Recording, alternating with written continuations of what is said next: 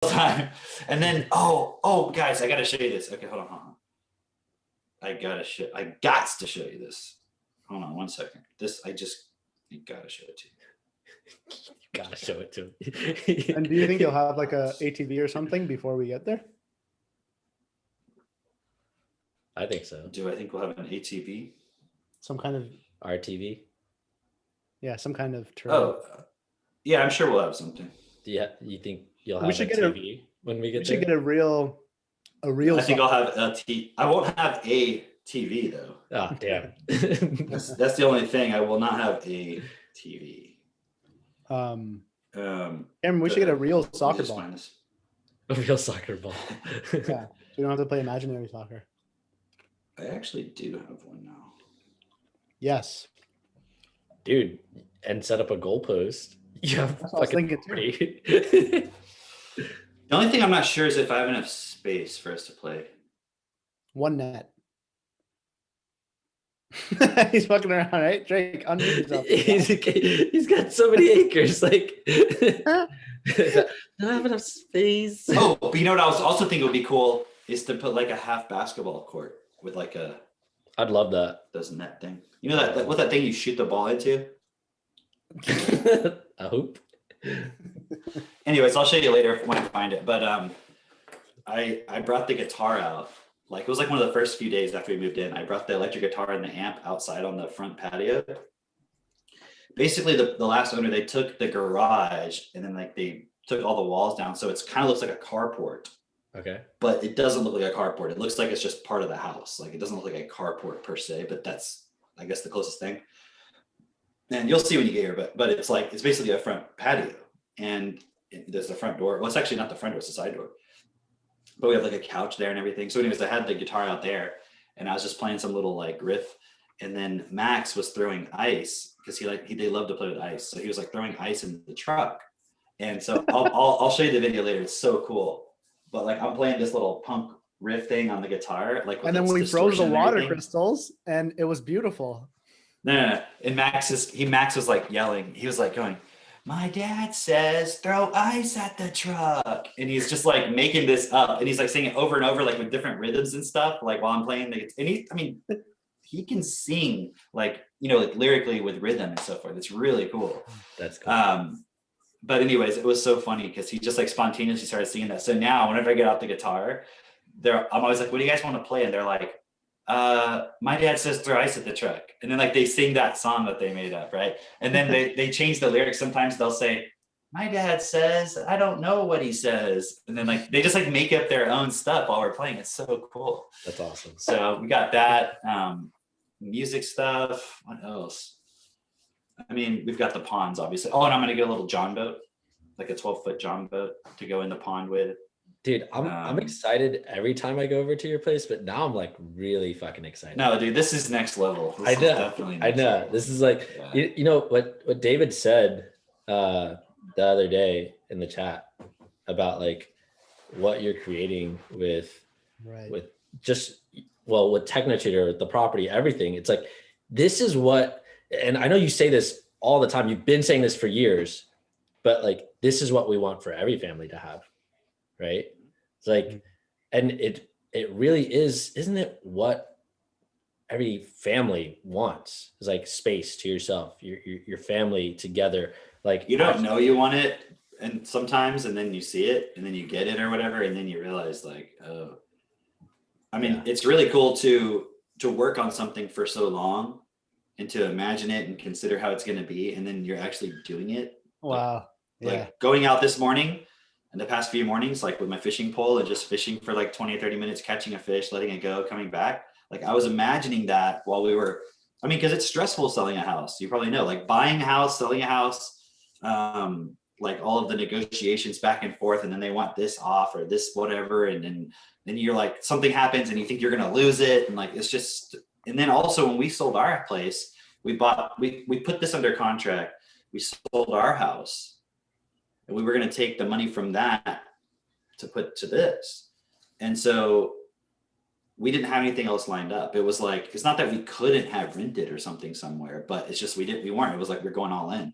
So there was things that came up where like the seller like was being weird. And we were like, You know, I told the realtor, I was like, because she was like, oh, you know, she's just being a kind of a weird, cranky old lady, you know, and she's just sometimes difficult. And I said, well, look, I said, in 10 days, because we were like 10 days till closing, or like a week or something, I was like, my family's not going to have a house, a home, right?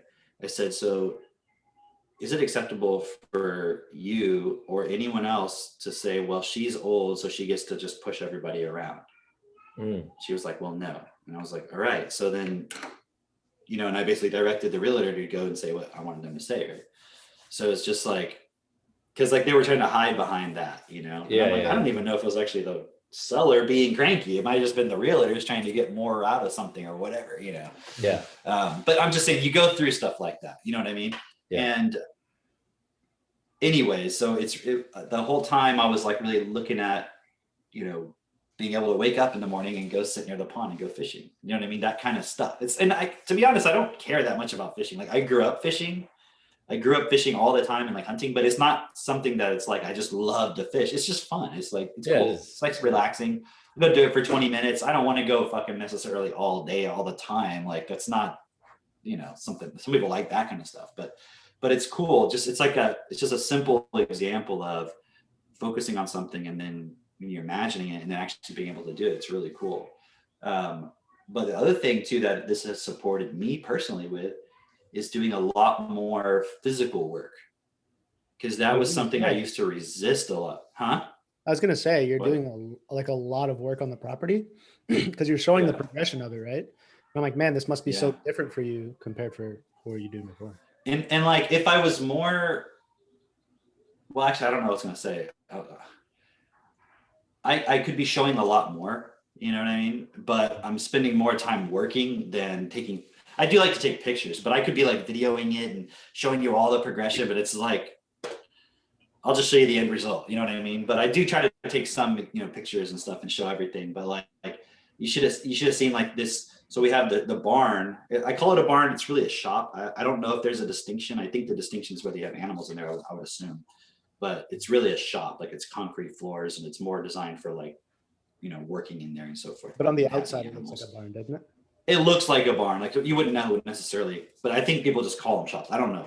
I have to look up what's the actual distinction. But anyways, the barn has like this, next to it has like this, this roof that extends out that's like lower than the barn roof, and it's like they used to have cars parked on there, and then there's like another one that's like a really tall one, and I think they used to have like an RV into there.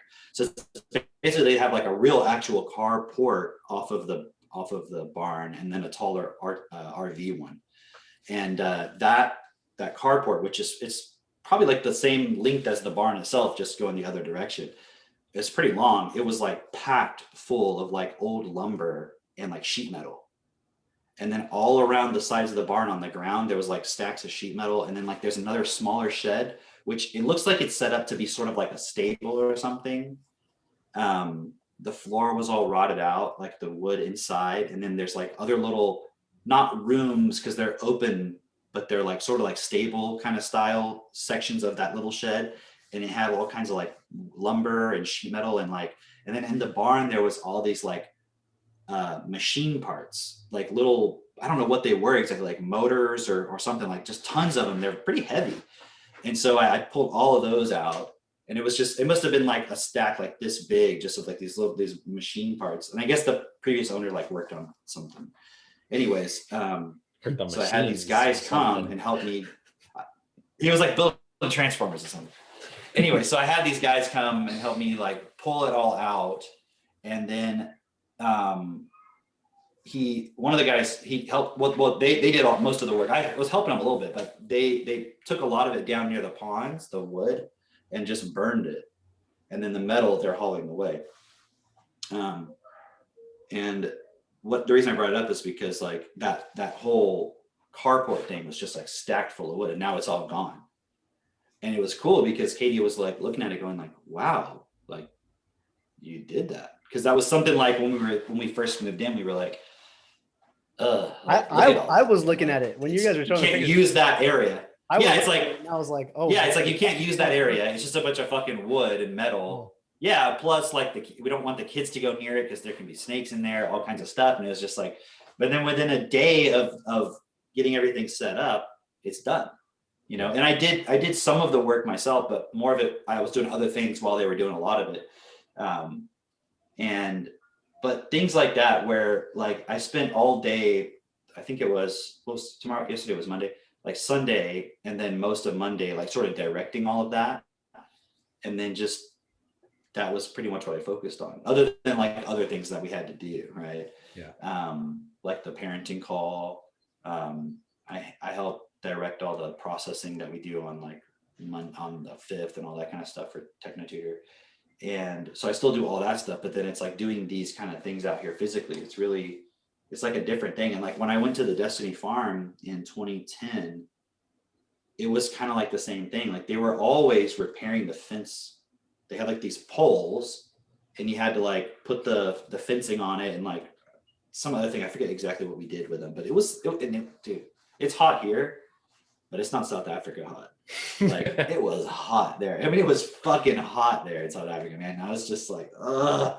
And I was like resisting it the whole time. And it was like, I was still so much like a child, like the same child I was when I was living at my parents' house as a teenager, and my dad would make me do yard work. And it's like, I always thought of it as like, he's making me do yard work instead of like, I'm fucking taking care of the property we lived on. Because I think we lived on like maybe 2 acres or something like that when I was growing up, in my second half of my childhood.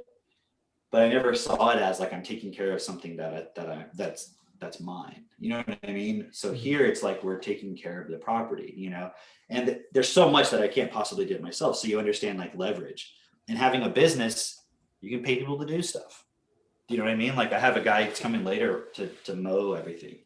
Because I mean, just this section here, I don't know what this grassy section is. If I had to guess, I'd say this grassy section itself is probably like 6 maybe to 10 acres, just that part. And it takes all day. Actually, it takes 2 days to mow it, because there's like the outside section, which you use a brush hog for. Brush hog? I don't know. You use some sort of a hog. Thing you pull behind a tractor. You get on a hog. It's not actually a hog, but it's like, and you're like, you ride a hog, he eats the grass. Yeah. Actually, it's e-hog. That's why it takes 2 days. The outside part. It gets full the first day. Right. And then there's the inside part, which is closer to the house, and you do that with a different mower because you want it lower and so forth. I mean, that takes, and every time he does the outside, it's like every 2 weeks. That's like $300 right there. The inside that's every 2 weeks. That's another $300. Right. Of course, if I spent all day doing that myself, I'm not gonna. A whole day of myself physically doing something is worth more than $300. You see what I'm saying? Yeah. But like when I was younger, I would have never thought even something like that would be possible. You know, it's like with the pool. When we had the pool at our last property, I was like, well, I don't want to have to go out every week and maintain this. I have other stuff I need to do. I'll just pay someone $200 a month to come do it. And then we ended up finding somebody who did actually a better job for less, which was fine, which was like $150 a month. But still, that's an expense.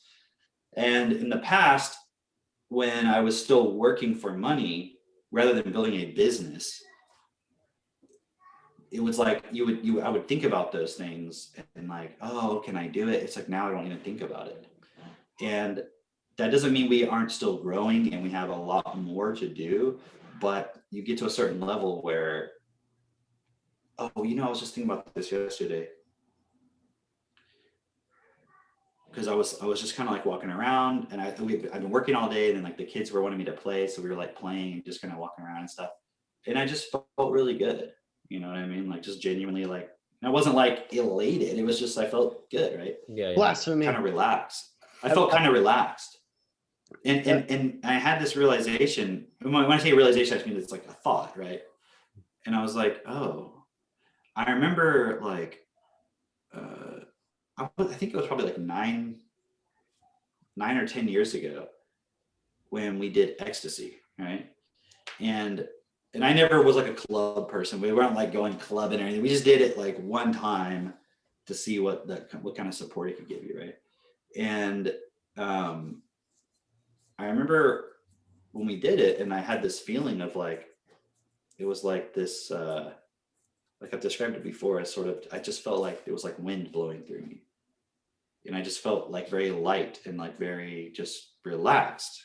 Like is like, not like I don't care about anything, but like I didn't feel any stress. Yeah. And I'm distinguishing the word stress from anxiety. Like there's anxiety, which people experience, but then there's like stress, which is just like, just burden. You know what I mean? Like weight. And I didn't feel that. I'm not saying I felt anxiety either, but I'm saying it was the stress of like that we take for granted. And it was like in that moment we realized how much stress that we take for granted by having a system where we have to work to survive. And it's not, that doesn't mean we shouldn't work, because I'm not working on this property to survive. Yeah. You know what I mean? Like if I don't do any work on this property, we're still going to survive. That's not an issue. So the work now that I'm doing is more of like, I'm creating something. Because I'm, like I've been saying, I'm developing this property so that you guys can come down. We can do events for TechnoTutor, but also have families come down, like you guys individually or in small groups or whatever, hang out, have fun. And ultimately, we want to support each of you to do it as well. Like, obviously, you may not want a big property. If you do, that's fine. Like Mitch and Jess are moving into their place pretty soon. Today, and actually. It's actually today, really? Oh, I didn't even realize. That's why I'm not on today. Fucking amazing. Like, and it's gonna be so cool to see them showing all of that. Because Jess will probably be way better about showing everything than I am about showing here. Right. But you'll get to see all of that and to see this isn't what we're doing here isn't just about us. That doesn't mean it's not about us. You know, it's not about like we're sacrificing. We're taking care of ourselves, but we're also showing everybody how to do it and building things in a way where other people can do it. Oh, you know what I mean? It's not like Amazon where Jeff Bezos gets rich and there's no one else in Amazon can become a billionaire. I mean, right. Maybe some of the high level executives or something, but not the workers, not the people who are like making the business happen. But in TechnoTutor, the way it's designed, it's not like we're making a promise. Like if you just join us, like you're going to get rich. But if you build a business, I mean, that's common sense. Yeah. Right. But the way our business is designed, it's in a way where everybody can get those things. What are you saying? I wanted to hit on this point before it like we move into something else, but you were talking about like taking that responsibility and how you saw it when you were younger, how you saw it when you went to the Destiny Farm, and now the way that you see it, how it's like you're realizing that you're working on your own property, and even as a kid you were working on your own property, but you didn't have that realization then, and that you were like building something that's yours. And that's something that I see a lot of today, especially like with parents who they've reached some level of success, they have their own business, they create something, but then they don't know how to share that with their own children, of how to create that for themselves, or how to like develop within them an appreciation for what's there. Like we were having on the meeting yesterday, someone was saying how these parents will come home and they're super wealthy or whatever, but they can't spend any time with their kids. And so instead of like spending quality time with them, they just bring them toys. Right. Which is like, it's such it's neglect. It's neglect, right? It's abuse as well. But I see that in so many different forms all across the board, where it's like, look, I don't know how to communicate with you or show you why you should do this. Instead, parents will like, they'll berate their children. They'll censure them. They'll like, hey, you have to do this. You need to do this yard work so you can learn responsibility. But they're not actually teaching them responsibility. You know what I mean? How is that responsibility? Exactly. It's like, and there's a lot of patience that's required because okay, if you don't take that approach of like forcing and just yelling at them that you should do something, it's like you have to sell them on it. And sell them on it means it's not about like tricking them. People think selling means like you're tricking them into something. No, it just means like really getting them to see the point. And it can take time to do that. And so like with our kids, for example, I'm always, I'm not saying I don't make mistakes from time to time, but my intention and my what I come back to is explaining things and reminding them of it. Like, hey, remember when you take off your shoes, put them back on the rack. Do you know why we do that?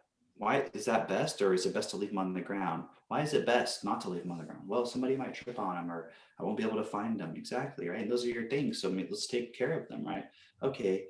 But then they'll forget again, or they won't do it. I'll be like, hey, remember, let's put our shoes back on the rack. Because I'm just like, hey, put your shoes back on the rack. Like that doesn't help them understand why.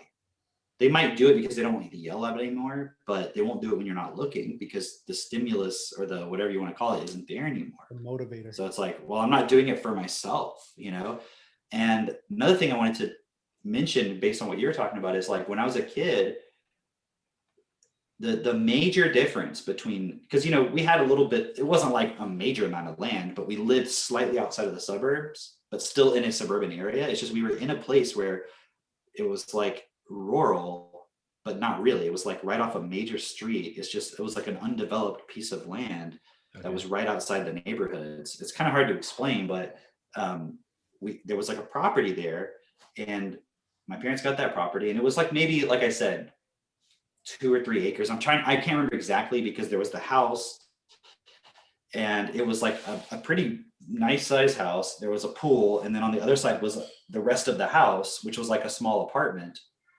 And then it was all connected by a deck. And then behind the house, there was a pretty good sized yard with a big pond, like way bigger than the ponds I have here. And that was kind of like what I grew up from, like 6th grade until I left for university. And my dad made me do all the mowing, most of it.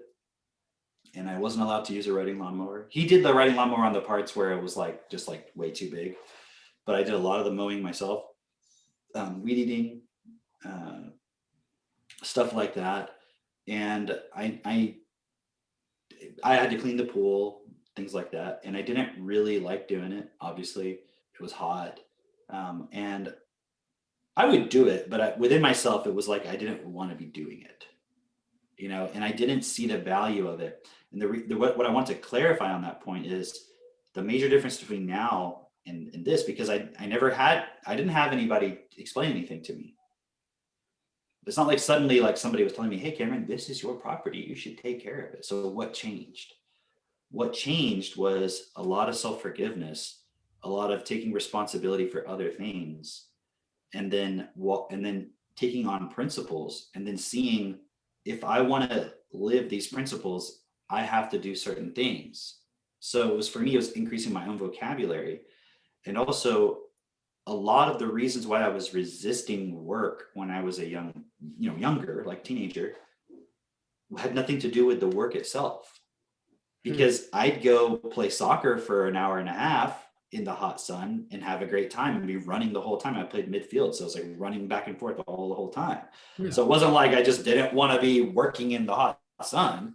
What changed was right. But what changed was my emotional points, generally speaking, my emotional stability generally. You see what I'm saying? It wasn't about the work. It was about no purpose.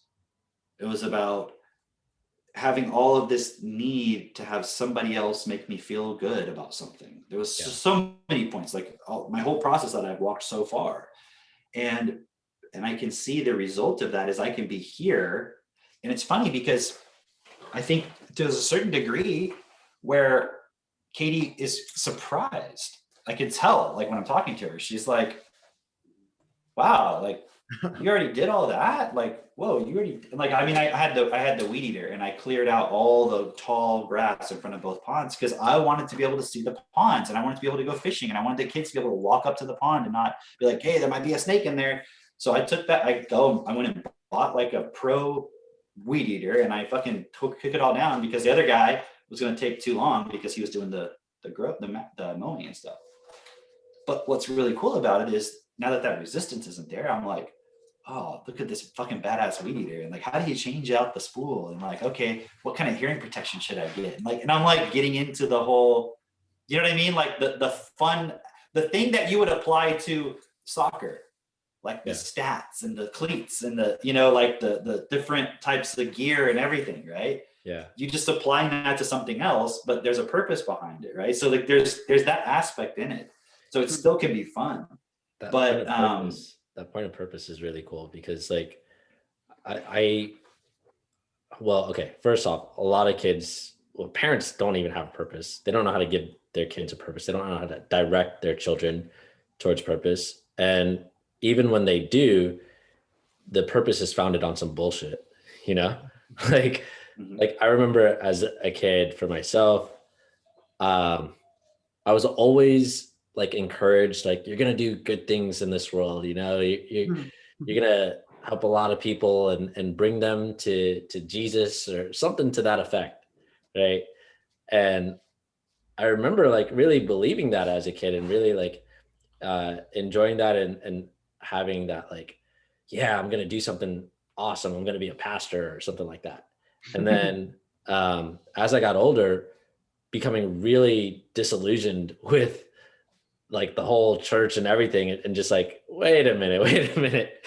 You guys are all like, a lot of these people are hypocrites and liars. And also like, okay, well, wait, you mean to tell me that suffering is okay? Like you all of you guys agree that suffering is okay because God's saying, like, wait a minute, this is not what I thought it was, you know?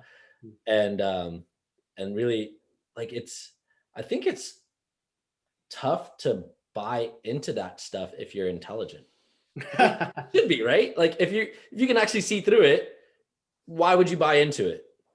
You know?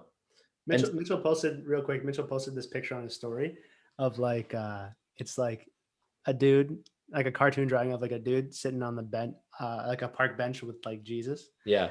And they're like, yeah, God, like I just wanted to understand, like, why would you allow like poverty and famine and rape and murder and suffering? And then that's like one speech bubble, and then another speech bubble from Jesus or God or whatever, right? He's like, that's so funny that you bring that up because I was about to ask you the same thing. Yeah. It's a good one. But like the point that you're making, Drake, is about the like in terms of purpose. Yeah. In terms of purpose, like it's not just have a purpose, because if the purpose is bullshit, it's not gonna amount to anything. It's doing something to not get beaten is a purpose. There you go. And it's a bullshit purpose. Right? So having a real purpose, like having. But let's look at that word purpose real quick. Okay, so people talk about purpose. Purple posing as purple pose. Purple. The color purple. Slavery. Purpose is to be a slave. Wealth creation. I love it. But it's like people say, having a purpose. Yeah. Like you just get to choose one. Like, are you an Adidas person or a Nike person? You know, like what purpose do I choose? Chevy or Ford guy. But like, okay, what's the purpose of this? Yeah. Of this phone. Whatever you make of it. What's the purpose of this? What's the purpose of this thermos? That one's a little more limited. Okay. What's the purpose of this mouse? What's the purpose of that hat in the back there, bud? What's the purpose of this marker? Yeah. Right? Yeah, what is the purpose of that hat? Look good, feel good. That's for success. Yeah, it keeps the sun off of your neck. Oh shit, dude. Oh. Or it gets you to live out of fantasy. Being Mr. Rain. Yeah, and there's a style that comes with it, right? Right? What's the purpose of that plant? What's the purpose of those? And like, why is that humans? I mean, these things are freaking awesome. Yeah. It's funny because like Katie got some. She's been wearing some overalls, and she was telling me about how great they are, and I was just like, she was like, overall, they're pretty good. But then no. But like, check this out. Like, I can put my knife in here. I have like another box cutter that I have there, and check this shit out. Look at that. Hey, body cam. But I'm like, they're actually so I was doing all this workout here, and like, they're really functional, right? And versus if I have like, I have a pair of pants that are the same exact brand, like style material, but they're just the pants. We have to wear a belt, right? And this is, anyways, there's a lot of functionality to it. And what's also interesting is being out here, I care a lot less about how I look versus like what's actually practical. Yeah. You know? Anyways, what I want to say about purpose though.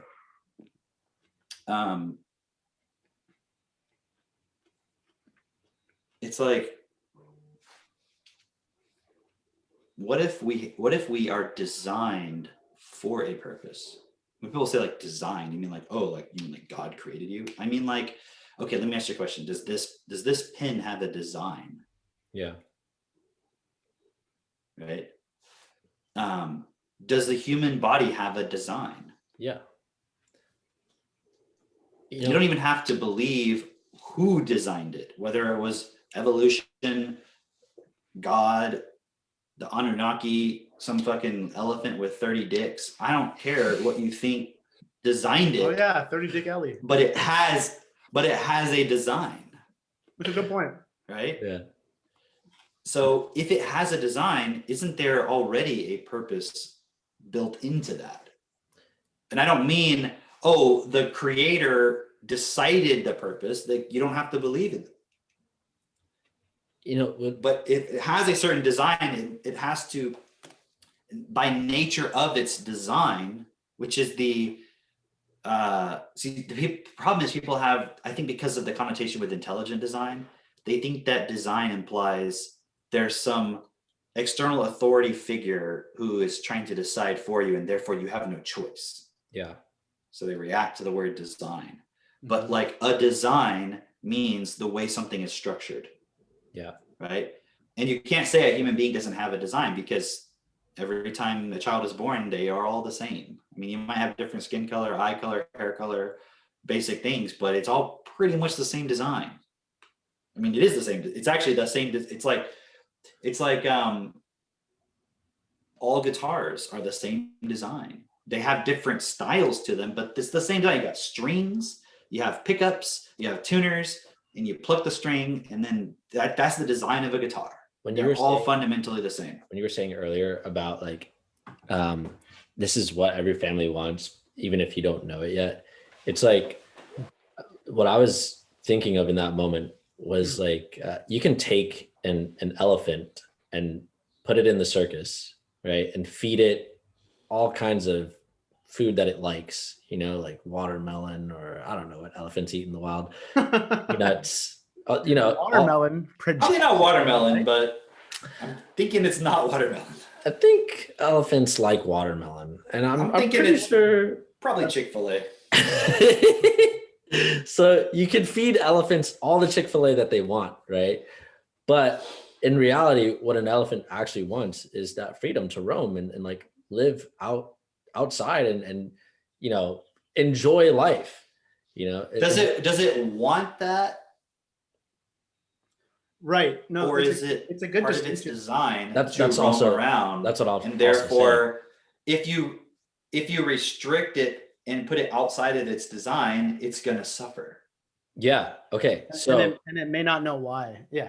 So, does that make sense? I'm just clarifying for everybody, because we think it wants to. You might experience it as a want, but where is that want coming from? It's not an arbitrary choice. Right. Exactly. Right? That's people the point. feel like, oh, I have this desire, this feeling, I want freedom, and it's like, it's not because you're choosing it. It's because you're in a system that is not working within what you're designed as to fulfill yourself as your full potential as to what your design is. So you're going to feel an internal conflict within that. And everyone feels that. I felt it since I was a child, and it became really obvious to me in my early 20s. And then I had an existential crisis. And it was that point of like, something's not right here. Yeah. Okay. So cool. So recognizing that something's not right. So then going back to what I was saying before with like giving your kids purpose, it's like you're not actually giving them purpose. You're helping them realize what their purpose is. Well described. But that's why people can't give their kids a purpose, because they're trying to do it without any context of changing the system. So everything that they're trying to tell the kid, they're just lying. They're not being honest with themselves. They're not being honest with the kid. They're trying to tell them, oh, the purpose of life is to do this, this, this, and this. And you're like, but you're lying, because any of that you're suggesting is still within a limited context. It's not going to be fulfilling, because it's still not considering the real design of human beings. Yeah. Because human beings, our design is not just to survive as human beings. It's to take responsibility for this entire world. So if your purpose is just becoming a CEO of Exxon and like making, $1 million a year or something, you're not going to really feel fulfilled, because you're not taking responsibility for everything. It doesn't mean you as one individual have to do everything for everybody, but the context in which you're participating is allowing everybody else to not collectively take full responsibility. Yeah. So you're just kind of allowing some bullshit to happen, but just focusing on this limited thing that you're wanting. And when you take full responsibility, like then you're able to take whatever it is that you have and really see what you can do with it. Like you can really appreciate, here's where we're at and here's what our responsibilities are right now, what we can take responsibility for rather. And we can grow this so that we can take on more responsibility and then continue to do more and more and more. Right. I think like what's much more relatable to like, I guess the average person that we're looking at in terms of, the people that we're supporting with this podcast is that point that you were mentioning about wanting freedom, right? And everybody wants financial freedom. And the reason they want financial freedom is because they want freedom, right? But what they don't realize, what I didn't realize was even if actually you create that for yourself, right? And you're just participating in the system. So you have your whatever business, insert your business here, and you end up making, you don't have to think about it anymore, and you're making $10,000 a month. The chances of you doing that, first of all, are zero. It's like round it to the nearest 0.1%, and it's zero. But let's put that aside. Okay. For the one person on this podcast. Well, the reason why I'm actually bringing this up is because I know everybody thinks that they can do it. No problem. I was talking to somebody the other day, and it's actually a couple of people across the board, where I always ask the question of like, okay, what are you doing now? I'm working my job and I'm trying to make this business work, and it's been a couple of years, but I'm not making any money. And I'm like, why are you keeping on to that job? Well, the security is really important, all this stuff. I'm like, okay. What do you want? Well, I have all these big dreams, and I want free. I want the cottage here. I want this life. I want a place in Italy, blah, blah. Okay. How certain are you that you're going to get it? Because I'm listening and I'm like, okay, I'm seeing all the things that do not line up at all. There's like, what you want is like over here, and where you're going with what you're doing is like over here. And this is the inner GPS system that we talk about, of like, you think that if I turn left here, turn right, go down this path, I'll end up here. And then 20 years goes by, 30 years goes by, and you're all the way over here. And you look across that gap and you're like, fuck me. I fucked my life up. Right. And so I'm like, what's the certainty that you're going to get what you want? And they're like, oh, 100%. And I'm like, oh boy, where's my responsibility? They think if they believe it hard enough, they'll get it. Like if they believe it hard enough, they'll be rewarded. Exactly. Like where people are taught like, oh, if you have faith, if you just have the faith, it's like faith doesn't create anything. Faith is a necessary component of getting what you want, because when the doubts come up, which would get you to stop doing the things you need to do, you need to, quote, have faith in yourself and be like, no, if I keep going, I can get it. But the problem is you can easily delude yourself and not do anything, and then think, see, which is, okay, let me ask you a question. Of the two things, which is necessary? Faith or the actual work itself? The actual work itself, necessary. Okay. You could not have any faith and still do the work. Yeah. Right? Yeah. But the faith can be supportive, yeah? It can be supportive to keep you doing the work. Yeah. Problem is, here comes Lutheranism, right? Back in the 1700s or whatever it was, 1500, when was that? I don't even know. Not 17. 1500, something like that. I would say 15. I'm guessing though. Lutheranism, Lutheran. And what does Luther say? What does Luther say, right? He says, oh no, you can be saved by your faith alone, right? Oh, I thought we were talking about Martin Luther. Oh. I thought you said I have a dream. We are, isn't it? Oh yeah, it is. It is Martin Luther. I thought Martin Luther King Jr. No, his dad, Martin. Oh, Luther. okay. The German. Yeah. Nice. His dad. Yeah. There's a big age gap. He had kids late in life, hundreds of years later. Got it. But just think about what that programmed with our psyche with, right? Like, you don't need to fucking do anything to get heaven. Yeah. Also, that was like, think about that. Like, we don't need to. So okay, let me ask you a question. Oh, real quick. Okay, let me go back real quick. Remember I was talking about the whole ecstasy and all that stuff, right? yes. That point that I realized the other day, as I was feeling very relaxed, I was like, and I was doing work that I wanted to do for the purpose of something that wasn't out of survival. It's to grow it. It's like imagine if you had all your basic needs met and you were an artist and you're just creating paintings because you enjoy it. Yeah. But the paintings also can have value for other people. Okay. But my point is, it's a creative endeavor. That's how I see this property. It's a creative endeavor. So it's like enjoyable to do the work. But in that moment, I was like, I have everything I need.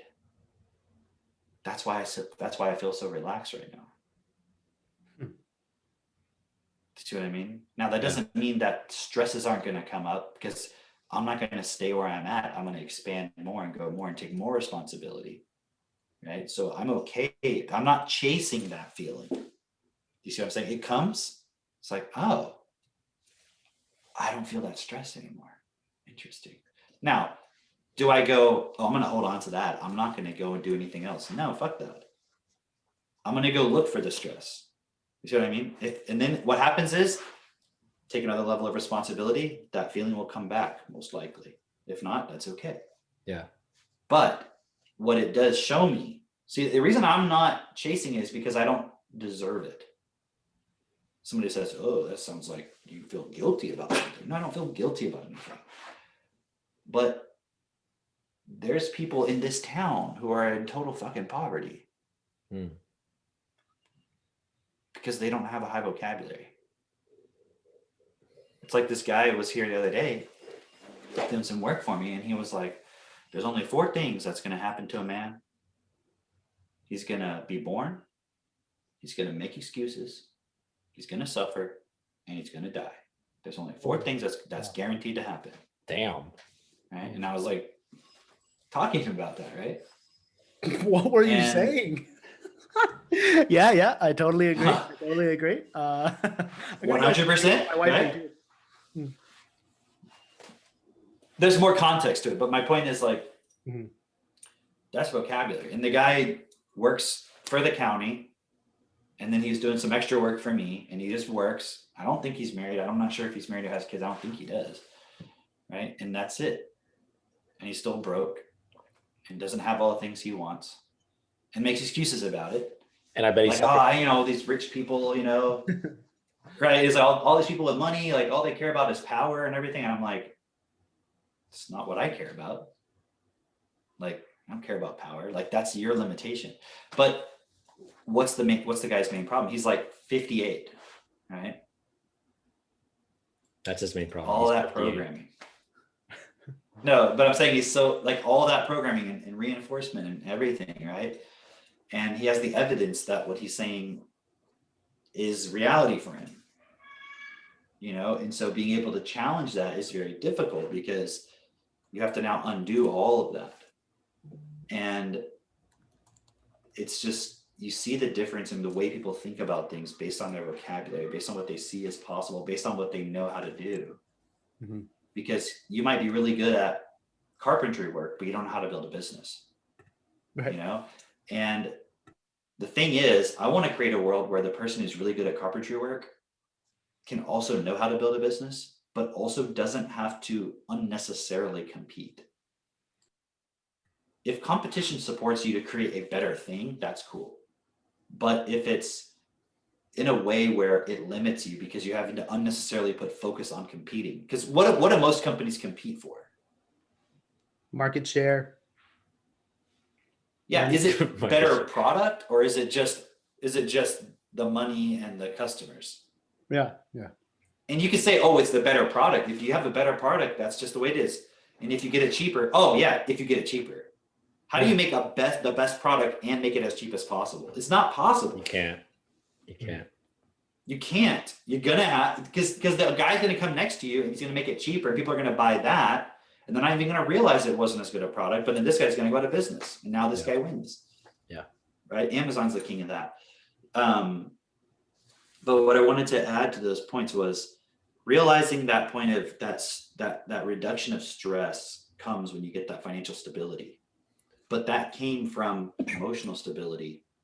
And I didn't have that in the beginning because my vocabulary was emotional instability. Yeah. Being able to create a system that supports and develops emotional stability in people is my purpose. What other purpose is? Now, to do that, you have to become financially stable in a competitive system. So you have to be able to work within limitation and yet not be limited by it. Mm-hmm. So I'm limited by gravity. I'm limited within gravity, but I'm not limited by it. Yeah. Because we can make airplanes. Yeah. You see what I'm saying? So there can be a competitive system that's ruthless as fuck, and I can be ruthless, but I'm not limited by that. I don't have to be like, well, I just have to make money. So whatever, I'm just going to cut corners and do all this stuff and reduce cost. No, I'm going to create a business with integrity that makes a difference.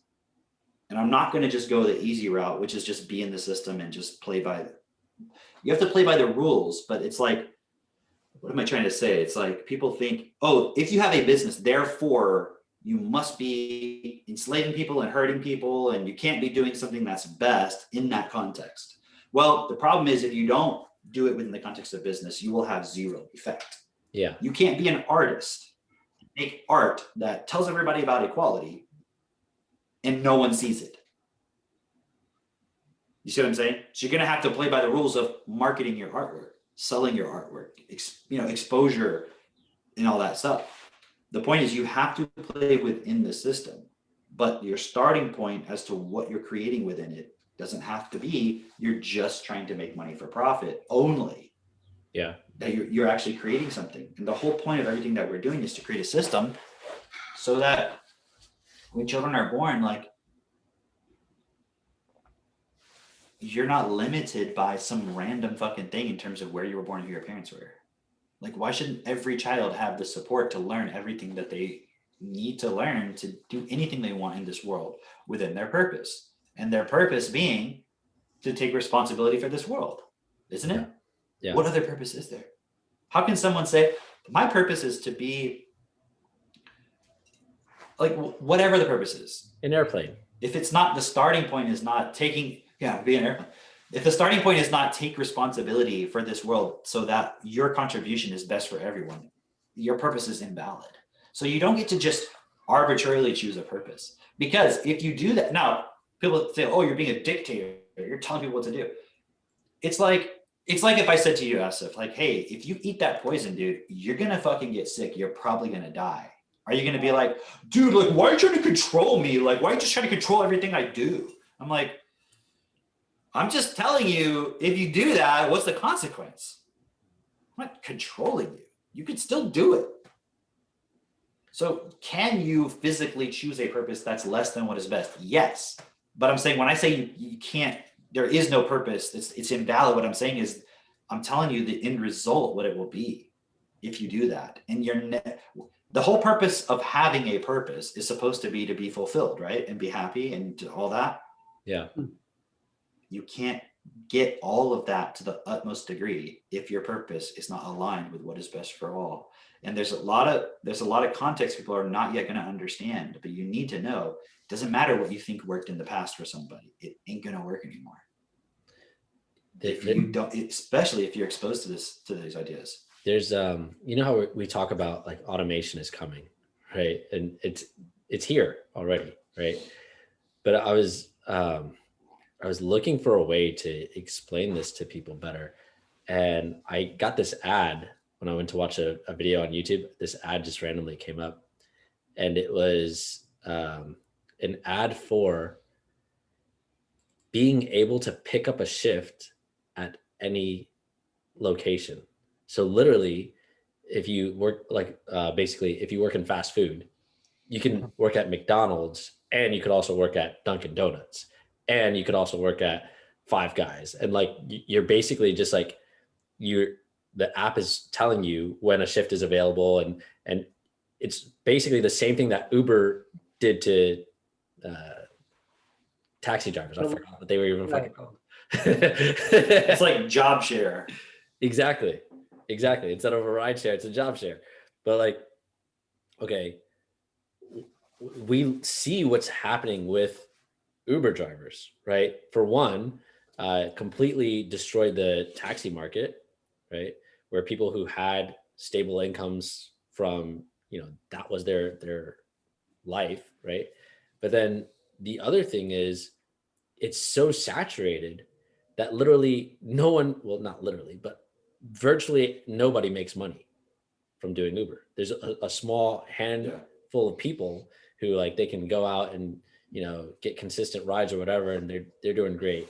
But when there's so many people doing it, it's like, okay, well, I can't do that. I can't live off that. It's literally you become a slave to it. It's not any, I think maybe in the very beginning, you could make money from Uber and just be like banking off of a few hours of driving each day. And now it's like, I don't even know if that's true. That may have been the hype. Maybe. You know what I mean? Yeah, that's true. But you're right. Like, but here's the thing. When you say banking, people like you're making $10,000 a month residually. No, I don't mean banking. Okay. That's funny. Relative. Okay. I'm just trying to think of an example. Okay, we bought the kids a little UTV. It's like a little kids UTV, right? Mm-hmm. It costs $500. How many hours would you have to drive Uber to buy that? I don't know, like 5 hours or something. You're making $100 an hour. Wait, 500. Sorry. Then they would be banking. Maybe like 20 hours or something. Right, like 20 to 50 hours. I don't know how much they're making. Probably not more than $10 an hour. No, they're making more than $10 an hour. I don't know. With gas and all that stuff. With all the expenses. Yeah. Yeah, maybe it might be 20 at the most. And we can look it up. It's irrelevant, really, at the end of the day. Yeah. Right. So you're talking between 20 to 50 hours. Right. 20 hours is an entire day. Yeah. Just to get that one thing. That's 2 days of work for sure. But I'm saying full, like all day, like 24 hours is what I'm trying to say. Like it's a full actual amount, right? Like if you're working hourly, there's no way you're going to have financial freedom. And people, now that doesn't mean you can't be working to survive and then building a business. But wouldn't both of you rather take 50 hours or 20 hours and put that into building a business where you don't make any income during those 20 hours, but then it starts producing income for you later? Yeah. Or it gets you to the point where you can produce income. Yeah, definitely. And a lot of people, people will go into this. A lot of people just aren't willing to do that. Well, it's like when I was a kid not wanting to do the yard work, but now I do want to do it. What's the difference? Education. What changed? Yeah, my vocabulary changed. I don't have the vocabulary of victim mentality. I don't have the vocabulary of poor me, why me, somebody else do it. I now have the vocabulary of best for all, stand up, take responsibility, no excuses. Wow. You see what I mean? My vocabulary is different. So now I'm willing to do, like, how much would I have to pay somebody to, how much would you have to pay me to spend my time cleaning out that barn? Now, I could hire somebody to do that, but in that particular context, there's a certain way I want it. You see what I mean? And rather than me having to spend all the time directing what I want, I just went ahead and did it. And like last night, I spent all day. Oh yeah, I blew out. I have like one of those blowers, you know what I'm talking about, those leaf blowers. And I blew all the dust and stuff off the floor out of the barn. Like there's 2 barn doors. I blew it out there, right? So I was like covered in dust. I went home. I went back inside of the house, took a shower. Katie had made dinner, so we had dinner. And then after my shower, I just put on like a white t-shirt and underwear, right? You know, like those little boxer briefs, right? So that's all I had on, and slippers. And after dinner, I went back to the barn just to kind of take a look at what I had done, right? And then I was like, oh yeah, there's all these like cobwebs all over all of like the frame. So I got out the shop vac, right? And I was like, oh, let me just do a little bit. And then by the end, but it was like an hour later and I had got everything done. And it was like, I wasn't in my head going, oh, this fucking thing I have to do. It was like, I'm just doing it because there's a result I want. And I've noticed when there's something I want, I'll be willing to do it. If I'm doing it because I'm trying to survive, I'll resent it the whole fucking time. Wow. Do you see what I mean? If I'm doing it because I'm creating something, I won't have any issues.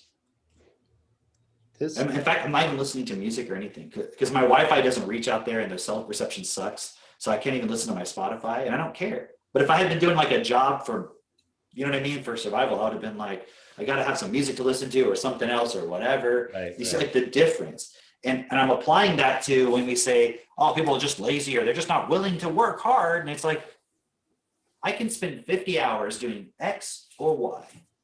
X will give me money for survival. Y, I'm creating something that will, like, why am I cleaning up that shop? Like I was telling you guys earlier. So when you guys come down, you guys can be in there and we can do stuff with it. And there's a lot of other context to that. So we're going to create more with that.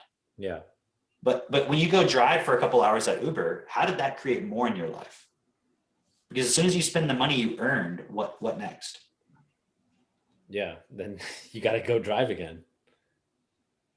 You haven't created anything. And the problem is you can't say like, see, therefore the Uber driver isn't willing to take the risk. That you don't have the vocabulary to do it. Yeah. And this is the fundamental problem. Like we're looking for people who are like, yeah, I'm one of those people. I don't know how to fucking do it. Okay. We'll give you the tools and the support to be able to do it. Don't worry about that. You don't need to come into this already knowing it. But in the past, that's how the system works. They have systems of just finding the people who sort of have that programming, just need that little bit of extra. That little extra like thing to get them over the edge. What we can do is take anybody from anywhere. It's not we're doing it. It's not like we're special. We're just supporting them to use the tools to change their vocabulary. And then when you add to that the purpose of what's best for all, now you have a real fucking purpose. So it will carry you through everything because you'll never give up. So you don't need faith anymore. You see what I'm saying? You don't need faith because the problem with faith is you bullshit yourself. Yeah. Like, okay, I'm going to sit here and I'm going to get my dreams. And it's like 3 months later, are you any closer to your goal? Nope. Aren't you like losing any faith? Nope. I know I'm going to get it. I know I'm going to get it. Like, but what are you doing towards it? I don't know, but it's going to come. It's going to happen. It's like, no, it's not. Oh, don't be so negative. You're just trying to shake my faith. No, I'm trying to help you to get it. Use faith as a tool when it's necessary. Don't make it the fucking purpose. People have got it in reverse. Like faith is the point. And as long as I have the faith, I will get the reward. Like you're being a good, obedient little child or servant and you're being told what to do. And as long as you do what you were told, you will get the candy at the end of the day. Yeah. That's not how reality works. That may be how certain human systems work based on somebody is exploiting you.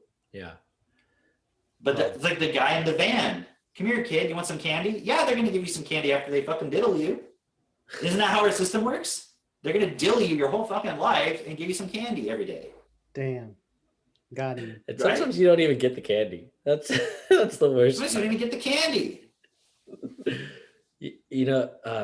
That just kind of reminded me of like, dude, you know what it is? It's operant conditioning, isn't it? Like, yeah, exactly. It's operant conditioning with intermittent stimulus, or not stimulus, intermittent reward. Fasting. What's that? I said fasting. Intermittent fasting. Intermittent. That's just joking. Cute. All right. Yeah, no, but it's like, what I mean by that is there's classical conditioning, there's operant conditioning. Classical conditioning is what you've heard of with Pavlov's dog, where, there's a stimulus that is unconditioned. For instance, food given to the dog creates salivation in the dog's mouth, right? And then there's the conditioned stimulus. You ring a bell when you present the food, or just before you present the food. And by ringing the bell and associating it with the food, now when you ring the bell, the dog salivates even when there's no food present. And then with the operant conditioning, it's not necessarily just a stimulus attached to an unconditioned stimulus, but it's more based on the consequence. What's the consequence going to be? And so like you were saying earlier, if you're yelling, if a parent is yelling at their kids and that's what's getting them to put their shoes on the rack or get them to do whatever activity, they're not doing the activity because of like it's a natural response, but rather because they're thinking about the consequence that you're imposing on them. So they're thinking about like, you're essentially giving them a positive punishment. Positive punishment is when you're doing something to punish. But isn't the parent thinking, they're thinking that if I do that, then the result will be they'll learn to put their shoes on their rack. Right. So the intention of the parent is that that's what they want. Right. But they're not doing it for learning or for because this is what makes sense. They're doing it because of the stimulus that you've introduced that they're trying to avoid or trying to. That's why I always say, if you hit your kids or you punish them, you're not making them smarter. Yeah. You got to realize that you're not. Yeah. They're going to be obedient to a certain degree, but you'll notice that the kids you punish the most are the most disobedient. The ones you don't have to punish as much are the ones that are more obedient because they understand what the fuck you're expecting them to do. Yeah. So clearly it doesn't make sense. Yeah.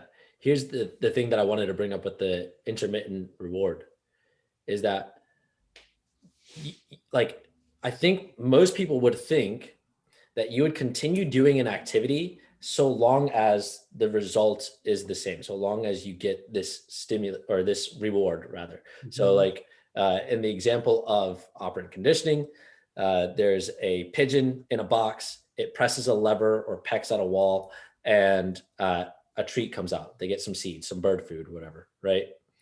But what they found is that if they stop giving that bird that treat, eventually like it'll keep pressing the wall, pushing the lever, whatever. Eventually over time, they'll stop doing that activity because they're realizing, oh, that doesn't give me any kind of reward.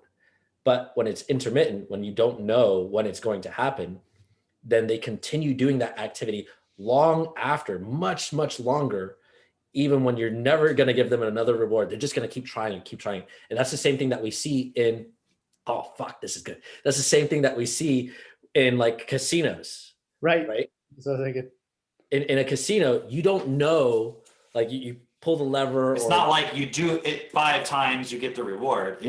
It's random when you get the reward. Exactly. Which is what makes gambling so addictive for people. It's like, I don't know, maybe this could be the time, and I just got to keep trying it. But literally our world is designed like, or the system that we've created as humanity is designed like a casino. You don't know necessarily who's going to get the reward or when that reward is going to come. And so people just keep playing into this system, doing the same shit that they've been doing in the past. And you were bringing this up earlier, that shit doesn't work anymore. It's not going to work anymore. And yet people will continue doing this and continue like pushing it onto others. Kind of like in a previous podcast, we talked about those monkeys who will climb a ladder, they learn some behavior, and then they're forcing it on other monkeys who they never learned that behavior, but they're still going to do that same activity as it passes generation to generation.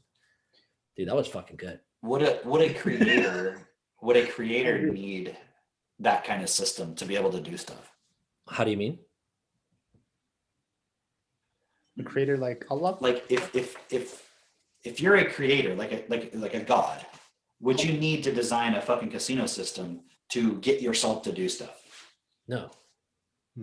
You would just direct it. Or would you be self-willed? You'd be like, I want this result. It's like when I was talking about the bar, I'm like, I know this result I want. I'm going to go do it. I don't set up rewards. I'm like, well, if I do it, then I'll get this or something like that. Like the reward is the thing that I'm wanting to create. Mm-hmm. But people in our world, they're like, well, doctors need to be paid more because of all the hard work they put into becoming a doctor. It's like, so they don't want to just be a doctor. It's like, why isn't a doctor paid the same as a janitor? Well, because doctors are so important and like all the work you have to put into going to school and all this stuff. And it's like, so you need an extra reward to be a doctor? Is that the person you want being your doctor? Or do you want someone who genuinely wants to do it?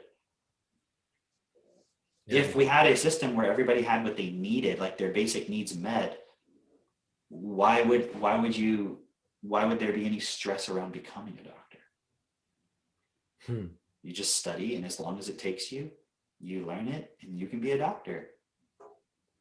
Why do we need to be like, oh, sorry, half of you are doctors, the other half, sorry, you didn't make it? Not because you didn't understand how to be a doctor, but just because we can only allow 50% because that's like the system, the competitive system we have at our school or whatever. It's like, why isn't it you have to have 100% and then that's when you get to be the doctor, not if you make a 90 or above? Why isn't it just 100%? When you master certain points, you can do those points. And you can retake it. Like, would you go to the mechanic and he's like, if he's like, yeah, I can do like 80% of this job correctly. You'd be like, no, I would like you to do 100% of it correctly. Yeah. No, that's an A-. I can do it. Well, that's like, a B. Can you change the oil properly or not? Like, can you do it? I'm going to tighten the screw about 80% of the way. It's like, no, do it all the way. Right? I think it's like, so what I'm saying, just look at our entire system. People can rationalize it all the fuck they want. It doesn't make sense. It's not the best. If you're a creator, you would not design a system like that, would you? You would only design it that way if you want to enslave. If you're a creator, you just create. You don't need to control and give rewards and all this bullshit. You just do. That's it. Christine was telling me. And what's your purpose? Yeah, go ahead. She was telling me about how at the University of Toronto, like they would put in like when her whole class would do really well, they would then create a bell curve that was like, oh, well, since everyone did well, now these students are the ones who are doing poorly in the class because you did the worst out of everybody who did well, which is like so ridiculous to me. Like you're literally creating competition. Like you were just saying, basically, like it's not because you can't do the job. It's because we have to have this competitive system in order to keep this system operating or the. It's like, well, we have to prepare you for the real world, which is a competitive system. It's like, why does it have to be competitive? Because if it wasn't competitive, nobody would want to do anything. I'm like, yeah. But you're creating that. You're justifying it has to be competitive because it has to be competitive. And it's like, it doesn't have to be competitive. Again, competition can work where it's like if you and I were competing to get people to have Technotutor. Yeah. That's a good competition. Just by us going and talking to a bunch of people and see who can get the most people. Yeah. The moment it becomes, well, why don't I go talk to all the people you're trying to talk to and tell them not to talk to you? Right. You see how that would limit? Because now only 10 people are going to have. Now only 10 people are going to have instead of 20. Yeah. You see what I mean? That's like limited. It's like thinking of lack. So the whole competitive system we have is based on the idea of lack. There's only so much money, so we have to compete for it. Newsflash, they print it out of fucking thin air. Right. Yeah. So, well, if you just keep printing money, you just have inflation. I'm like, and yet they keep doing it. Yeah. And it never seems to be a problem whenever stuff starts to crash.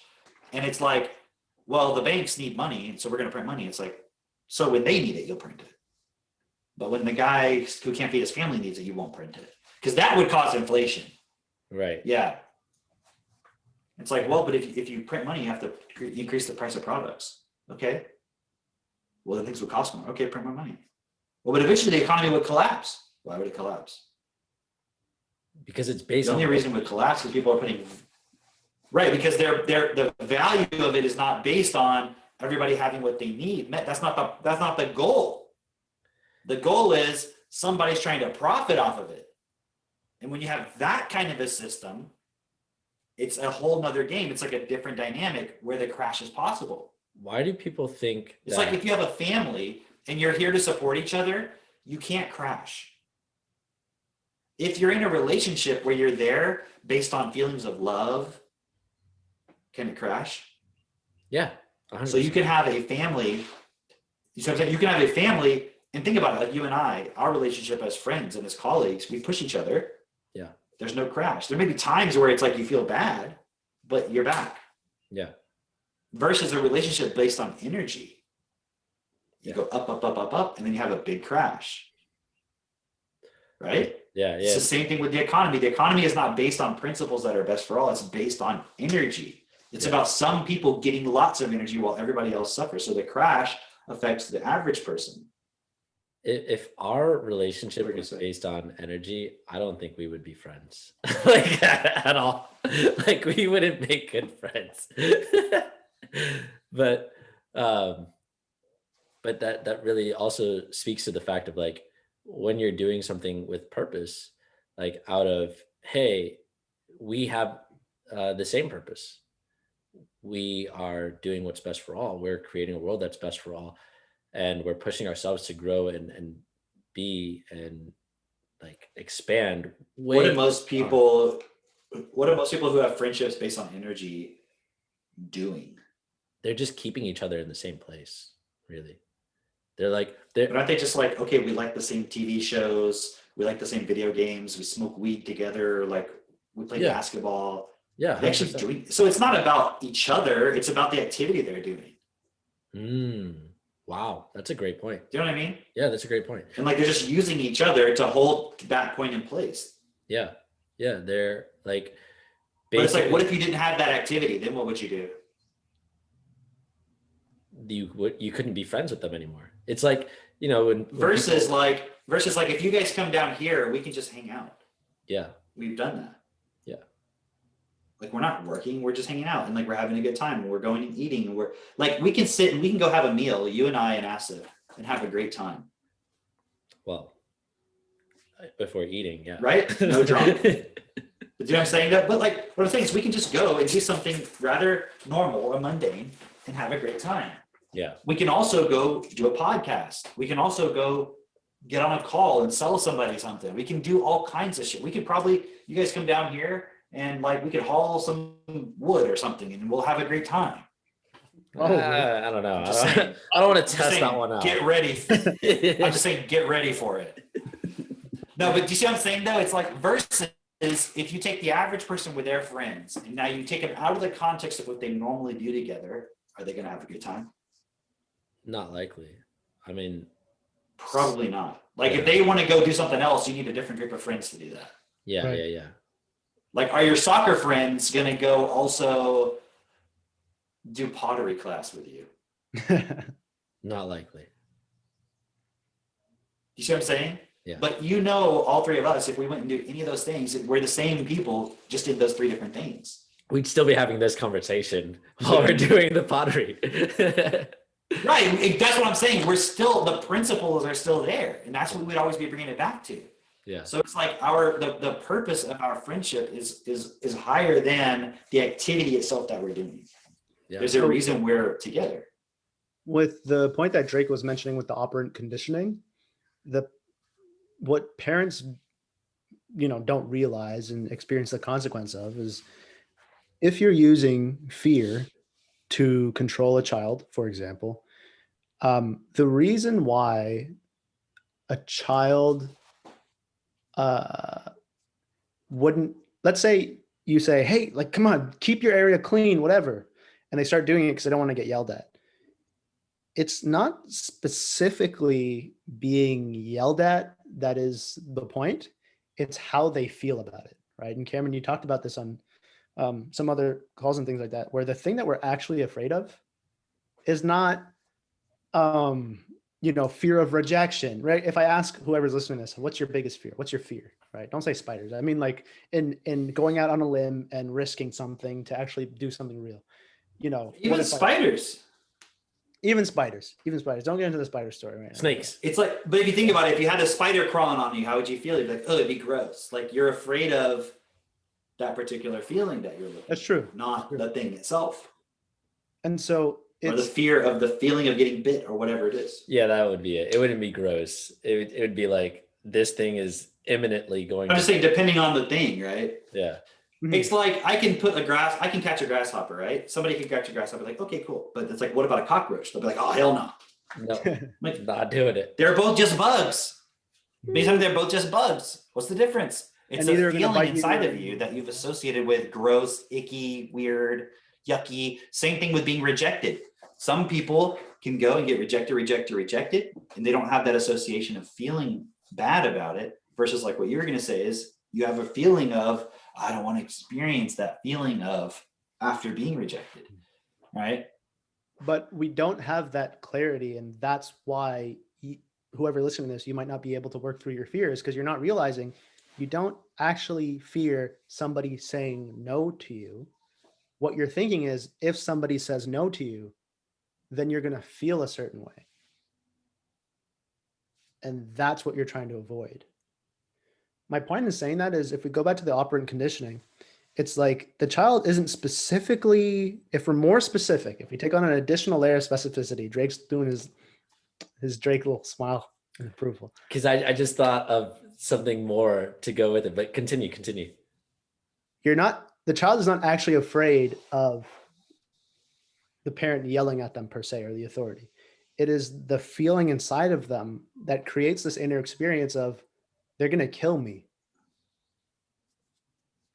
Okay, I'll jump in right now. Okay. So with doing these studies, especially with operant conditioning, what they found is, if the stimulus, for instance, like you've got a mouse in a cage and you shock its feet, the stimulus is pain. And like you've associated like a tone with, it's going to, like this tone, their feet get shocked, they get pain, right? A frequency. If you remove the shock but continue with the tone, the response is actually different than when they actually get shocked. The response is not pain, it's fear. And so they go into fear, and then they'll like hold themselves in like a specific corner, or like they'll stop moving because they're just afraid of like what's about to come next. Right. And so it's perfect for what you're saying. Continue. So think about that. That's so great. I'm really glad you brought that up. Jake's coming in hot with the research, right? That's a cool point. The fear versus pain. Yeah. It's like, if somebody rejects you, what's the problem? But what you go into is the fear inside of you of, I'm going to lose my friends. I'm going to get rejected by my family, by my social circle, whatever. And I'm not a creator. I'm just a slave to my environment. So if you take away the environment, I don't know how to create new friends. I don't know how to create a new family or people that I am close with that I can trust and count on. Right. I don't know how to create that. And we don't realize this. This is why I'm pointing it out, is you're just afraid that if you lose your job, you don't know how to create a new opportunity. But how did you get that one in the first place? How did you get the friends that you had in the first place? So it's like, it's the exact same thing that Kevin Trudeau describes of when people make money and then they kick their feet up on the table. Don't forget what brought you to the party, right? When things are going good, then we stop doing the things that got us there. It's like, you forgot how you were a creator. You created the friends that you had. And you forget that and you try to hold on to it. Lack. There's no other friends for me. How am I going to be able to meet somebody new, a new boyfriend, a new girlfriend? I have to hold on to this relationship, all these factors, right? So if we bring it back, okay, when do we snap out of that? When a child grows up. So again, going back to the fear of why a child won't do something, they think they're going to die. The inner experience of a child is, you're going to kill me. All right. When a parent goes to beat a child, even if the child knows every single time they survive, it's like the fear inside of a child, and it starts speaking to you as you grow older of, what if my parents kill me this time? What if my mom kills me this time? What if my dad kills me this time? As you grow older, and I saw this with my oldest brother. So I have two older brothers. There's Kian and then there's Riyadh. He became an age where he realized, oh, I'm stronger than my mom. So if she goes to beat me, I could just hold her hand and she can't do anything. Wow, that factor of, oh, I shouldn't do this or I'm going to die is no longer there. My mom will still get angry, but I was thinking that her anger is, I'm going to die. I just woke up out of that. Now I can start directing myself to do whatever I want to do. It might take you some time to realize that. There are a lot of people who are still in that operant conditioning of, hey, get a job, we'll pay you every month, no matter what. You can take days off if you'd like, just only this much, but you can still take days off, all that stuff. And after you do that, you can buy a house, and after you buy, you can have a family and all that stuff, and it's going to make you happy. There's a reason why there's this thing called a midlife crisis.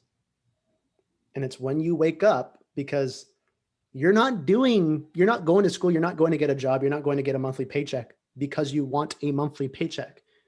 You are doing it because the result it's going to get you. I'm going to be happy. I'm going to be free. I'm going to be able to do what I want. I'm going to be able to travel, whatever. It might take you too long to realize that that is not the case. Whatever you're thinking is going to give you freedom is something that was programmed into you from a system that only wants to profit off of you. And it might take too long for you to figure it out on your own. That's what a midlife crisis is. It's when you turn 40, 50, whatever, you have your kid, whatever, and you've walked this path for so long, you don't end up where you want to be. And you realize, fuck, all this, just like the child who realizes, oh, when I do this thing and I have this, and my mom yells at me or hits me or whatever, it's no longer going to create death. In fact, I got nothing to be afraid of anymore. I'm going to start doing whatever I want. It may be too late. When it comes to actually creating freedom for yourself, it has a lot more to do with an accumulation of programming. What is programming? It's like the instructions that you've accepted that if I do this, this is going to give me what I want. If you do that for too long, you're never going to be able to break out of it. And we know the difference between an 18-year-old walking this process or a 30-year-old walking this process. It's harder. It is harder, right? We see the young guys move so quickly, right? The young guys. That's the other challenging thing with programming. Like, it's really interesting because you're so intelligent. Like the design is so intelligent of a human being that we are programming ourselves, right? And we're able to take in all these different points from around us, from our environment, from what our parents or whoever is giving us. And we take in all these points and then we make up rules along the way that we program ourselves with. And then we live by that without even really recognizing that we've done that and that's what we're living by. Right. And it's such a, it has to be seen. You have to be made aware of it because you're the only one who can change it. Right. Even when somebody else is forcing you to do something, you have to accept it and allow it to become who you are, or to like when we're being programmed, right? Like, and it's a fine line there as well, Like there is outside stimulus that is wanting you to do whatever activity, but then you also have to accept it and then become it in order for that to be like the program that you run by. When you're a child, you don't have a choice. Mhm. You don't have the ability. You don't between. Yeah, you don't have the vocabulary to understand the context of whether that behavior makes sense or not. This is something people need to understand. And this is why the only purpose that makes sense is what we're doing. Because we have a system that by design programs children incorrectly. And they have no defense against it. That's why we have been so specific in terms of the influences around our children. Because they will learn a behavior in a moment. Right? Yeah. And so you guys will have to do that when you have kids as well. Yeah. Can you go more into depth with that? Going more. What specifically? With a child not having the defenses for it, and why what we're doing is the defense for it. Well, I was talking to Maylad about that story that you were mentioning, Cameron, about how one of the people who were moving lumber, they showed up early, right? And you're talking with them, and just now, Max. You're just telling me that? Oh no, just like yesterday. But basically, Max now has the processing ability based off what he knows, because he's at a certain age where he's developed a certain vocabulary, where if somebody tells him something incorrectly, he can determine that and be like, no, what you're saying is wrong. Yeah. I can figure that out. It's not because he's at a certain age, it's because we've been very specific. Right. A normal 4-year-old would not have that ability that he has. Yeah. Now he's a normal child, so really the other 4-year-old would be abnormal, right? But normal in the system. Mm-hmm. But we've been very specific with building Max's vocabulary. He doesn't take things personally. Right? When people say something, he takes it at face value, and I explain to him if someone's using an expression, right? So he understands, like, okay, they don't mean that literally, right? And so he has the defenses, so to speak, to a certain degree. I was rewatching one of the bonus clips yesterday of us doing hat trips. We were passing the hats all around, right? And Max and Seneca are just laughing, right? And at the very end, because I'm taking off my hat and passing it, quote unquote, through the computer screen or across boxes, and Jessica grabs another hat, and it's like the Team Life hat, right? You can see it switching, right? Obviously, passes it to the last one, and she passes it to Drake, and then it becomes like a self-perfected dad hat. And at the very end, Max says, but that was Drake's hat. He's laughing, right? He's loving it. He's like, but that hat is Drake's hat. It's not Asif's hat that got passed through. That one's Drake's hat. It's like, because he's developed that vocabulary, he can distinguish between what's real, what's just a joke, et cetera, et cetera. But and he can still enjoy it too. He can still enjoy it. And this is I'm reading this book right now called it's the second volume of Otherland. It's a really great science fiction book. And I was reading it last night. And so, like, what happens is I'll read a bunch of books to Max. Actually, now it's me and Max and Seneca. Then she'll go into the other room to sleep with Katie.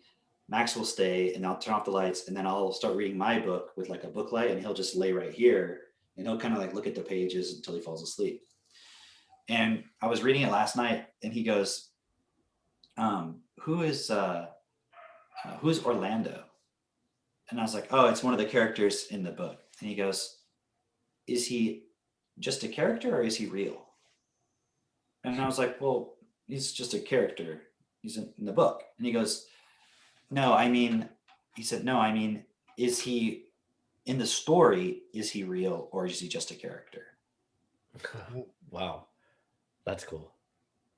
Because the context of that book is they're in a simulation.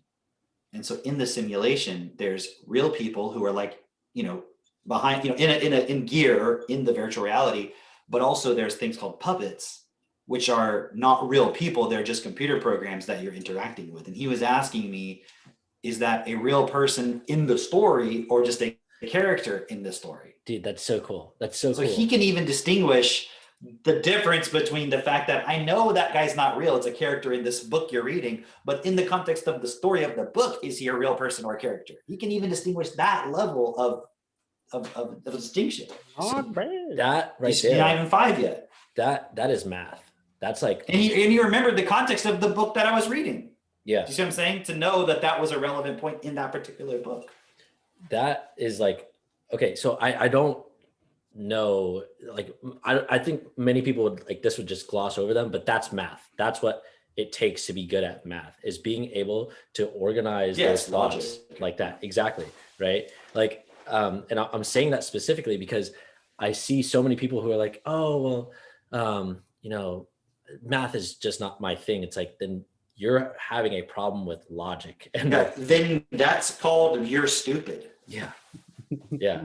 Because like, man, it's so cool. He's doing that at such a young age because there's so many moving parts to keep track of to understand that, oh, books have characters and you can read about characters, and, you know, maybe a book could be nonfiction. It could be a real person.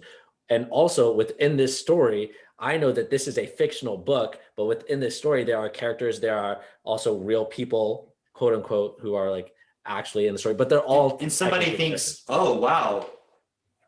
Yeah, somebody's like, oh, wow, he's such a little genius. Like, he's just so smart. He's so blessed. I'm like, dude, we fucking engineered him to be smart. Yes. Dude. Like, well, you think it's a big coincidence? We have this techno tutor and we've been talking about it for years, even before we had kids. And then suddenly our kids are geniuses. Yeah. Like, and you've watched the progression. Yeah. Like, I've shown him logic. Like, we sat down with circuits and I'm like, this is an and. If you have both of them on, it'll turn the circuit on. But if you have only one of them on, it won't. But here's an OR gate. And see how if it goes through here, it can still get through. And if it goes to that one, you can have them both on or only one on. And like, and I would say, okay, I'm going to set up a circuit. Now you tell me, is it going to turn on or not? Like when he was 3. Yes. Yeah. You know, and building in the vocabulary in techno tutor of and, or, circuit, etc. Do you see what I mean? And like I told you, I don't know if I talked about this on the podcast yet. Did y'all see those pictures I put on Facebook of him with the spider? Yeah. 2 separate days. I think I talked about it on the parenting call. Yeah, you did. Yeah. Right. 2 separate days. He's picked up wolf spiders, and that was the spider that bit me. That I had that I reacted to, not like an emotional reaction. And then I went and did my techno tutor on it, and they don't have that reaction towards the spiders. And he's out there picking up wolf spiders, even though he knows they can bite, and he knows they're not venomous, and they're not biting him. Right. And they love to catch grasshoppers and caterpillars and all kinds of stuff. Centipedes, like Seneca loves to catch centipedes and worms. Every day she asked me to play squirmy wormies, which means we go dig in the dirt until we find earthworms. And there was that one day where she just wanted me to get them and pick them up. But I told her, you can do it. And I took a video of it. And it was so cute when she got it and put it in her hand. She goes, her voice was like rasping, you know what I mean? Because she was so excited. She was like, Maxie, I got one. I got a worm. She was like so excited that she did that for herself. Because I told her, I said to her, as soon as I said, look, Seneca, if I can do it, you can do it. And she was like, and she went over and she got it. She was like, Maxie, I got a worm. And so it's like, that's all part of their education. That's all vocabulary. What'd you say, Asif? Huh? Why does Seneca sound like an old grandma? Maxie, I got a worm. No, that's really cool because well, her name is Seneca. Old. Look up senescent in your techno tutor, everyone. Got it. Senescent. That's a cool word. I was at the playground and I was just seeing the parent I would have been if I wasn't here. But it's like not wanting your child to fail, helping them with everything. If even they struggle for a moment, like don't let them figure it out. Just be there for them, help them. That's what a parent does. And don't get me wrong, it's important that you support your child, but you want to support them to become independent. Yeah. Or just do the opposite. Yeah. Just leave them out in the wild and like don't use any common sense. Yeah.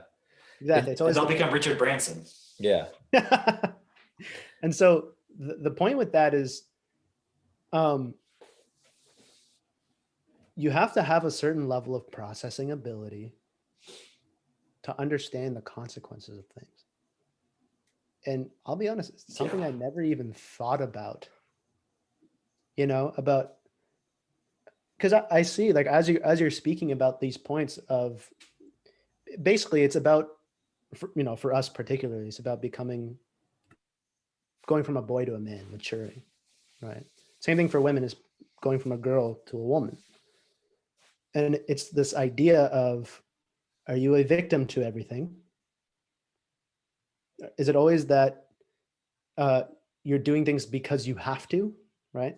There's actually a blog from Bernard, Creation's Journey to Life, called "I Must Do This" or something like that. And it's like, that's not a reason. It's like one of the early ones. Exactly. It's not a reason. That in and of itself is not a reason. And what that creates inside of you is, and I noticed I used to do this for myself too. It's like, I just need to do it. Forget about the reasons, all that stuff. It's okay to do that in a moment when you need to push through resistance kind of thing. But that should be based off you understanding the reasons prior to that. Otherwise, you're not going to be able to sustain that if you don't understand the purpose or the reasons behind it. Right. And so why? I'll tell you a cool story. Not yet, Cameron. The context of that is, if you are just making money and you don't really understand why, because I don't know if you experienced that too. I'm assuming you did, but for a long time I was just like, yeah, I want to make money, because I didn't even. That's gonna be my story. Okay. So I'm still giving the context, and coming out with it. But it's that experience. If you're still in that box where, like, I just need to make money, I just want to be successful, in other words, you're going to fuck yourself over.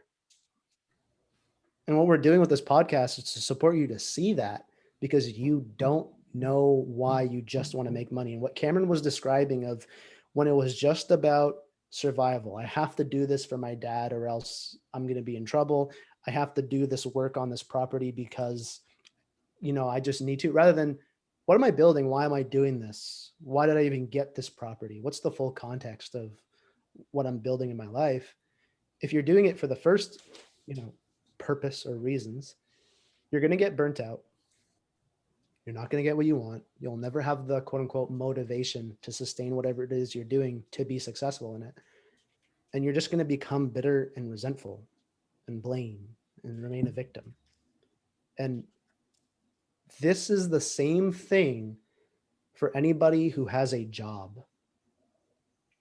And I notice a lot of people, when they get into business, they're like, oh man, I'm so excited to be in business. I just want to let go of my job and all this stuff. That doesn't make sense either.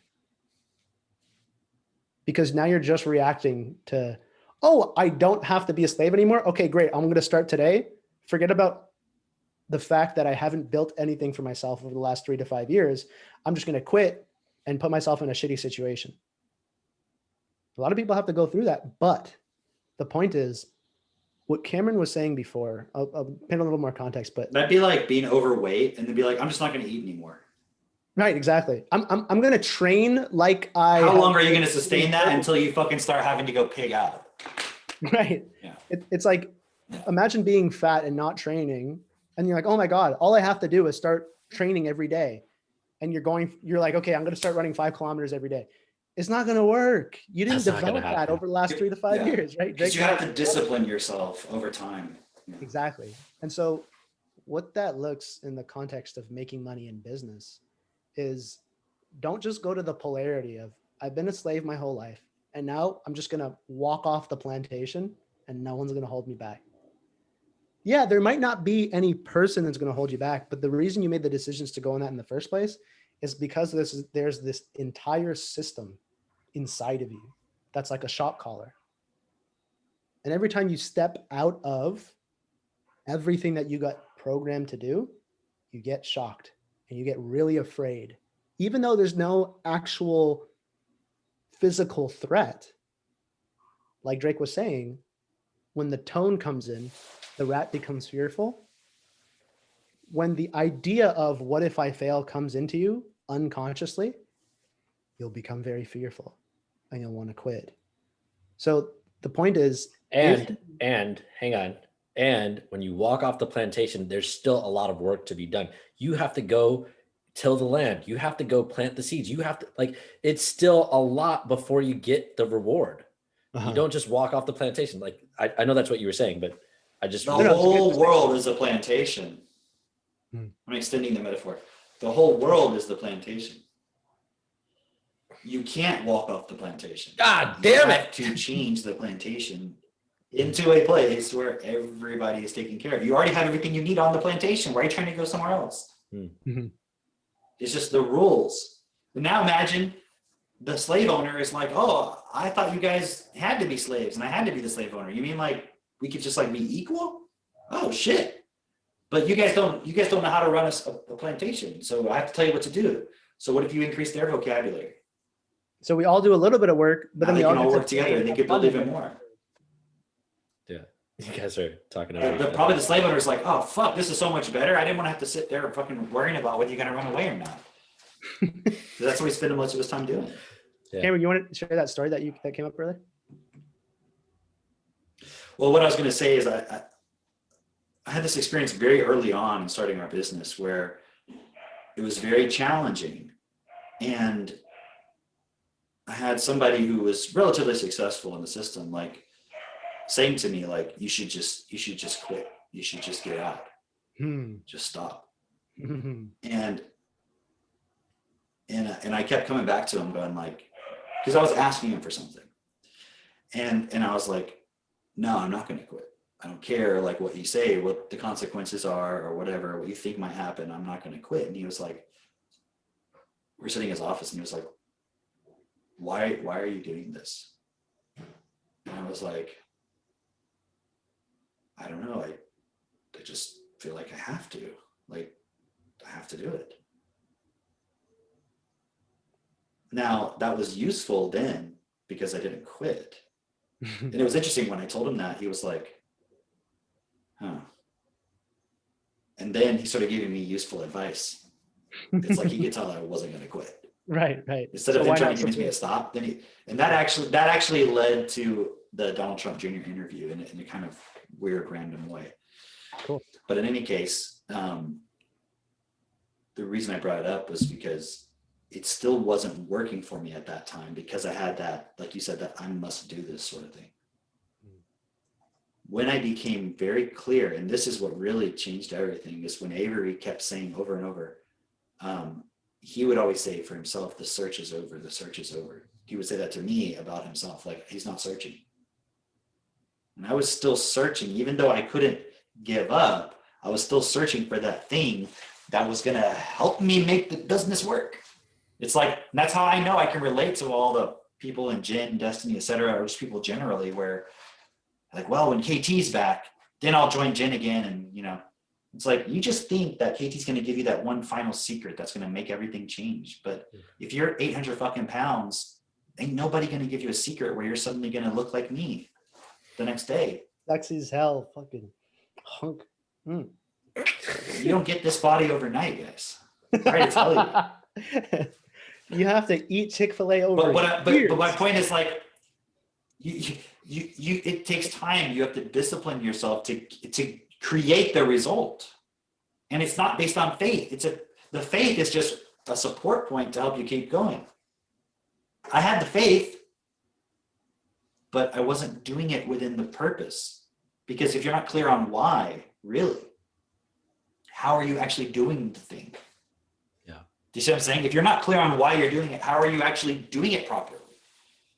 And it wasn't until I made this decision within myself that I'm not searching for anything. I'm not looking for a technique. I'm not looking for a person or this or that. I'm just going to build my fucking business. I'm just going to talk to people, sell them on the vision, support them with the tools that we have, and just do that. And when I made that decision down the road, that's when I met Drake. That's when we started working with Asif, Kian.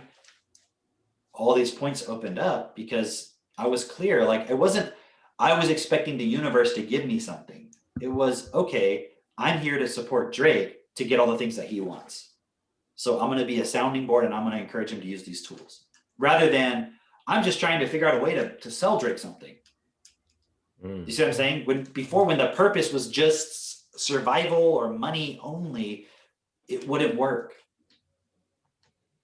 But when it became, oh, I'm here to actually change the system, and therefore I need people to be able to have a high vocabulary, to have children that are effective, to support other people, then suddenly I have to do all these things. That was what was necessary in the first place, versus just trying to get other people to do something. You see what I'm saying?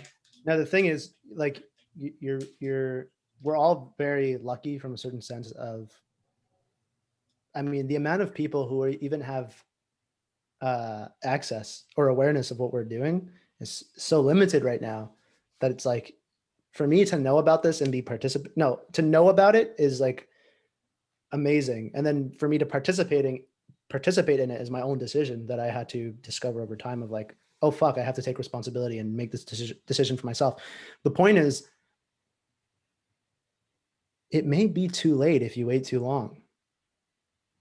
Because there's one thing about realizing there's only one purpose that you can possibly have.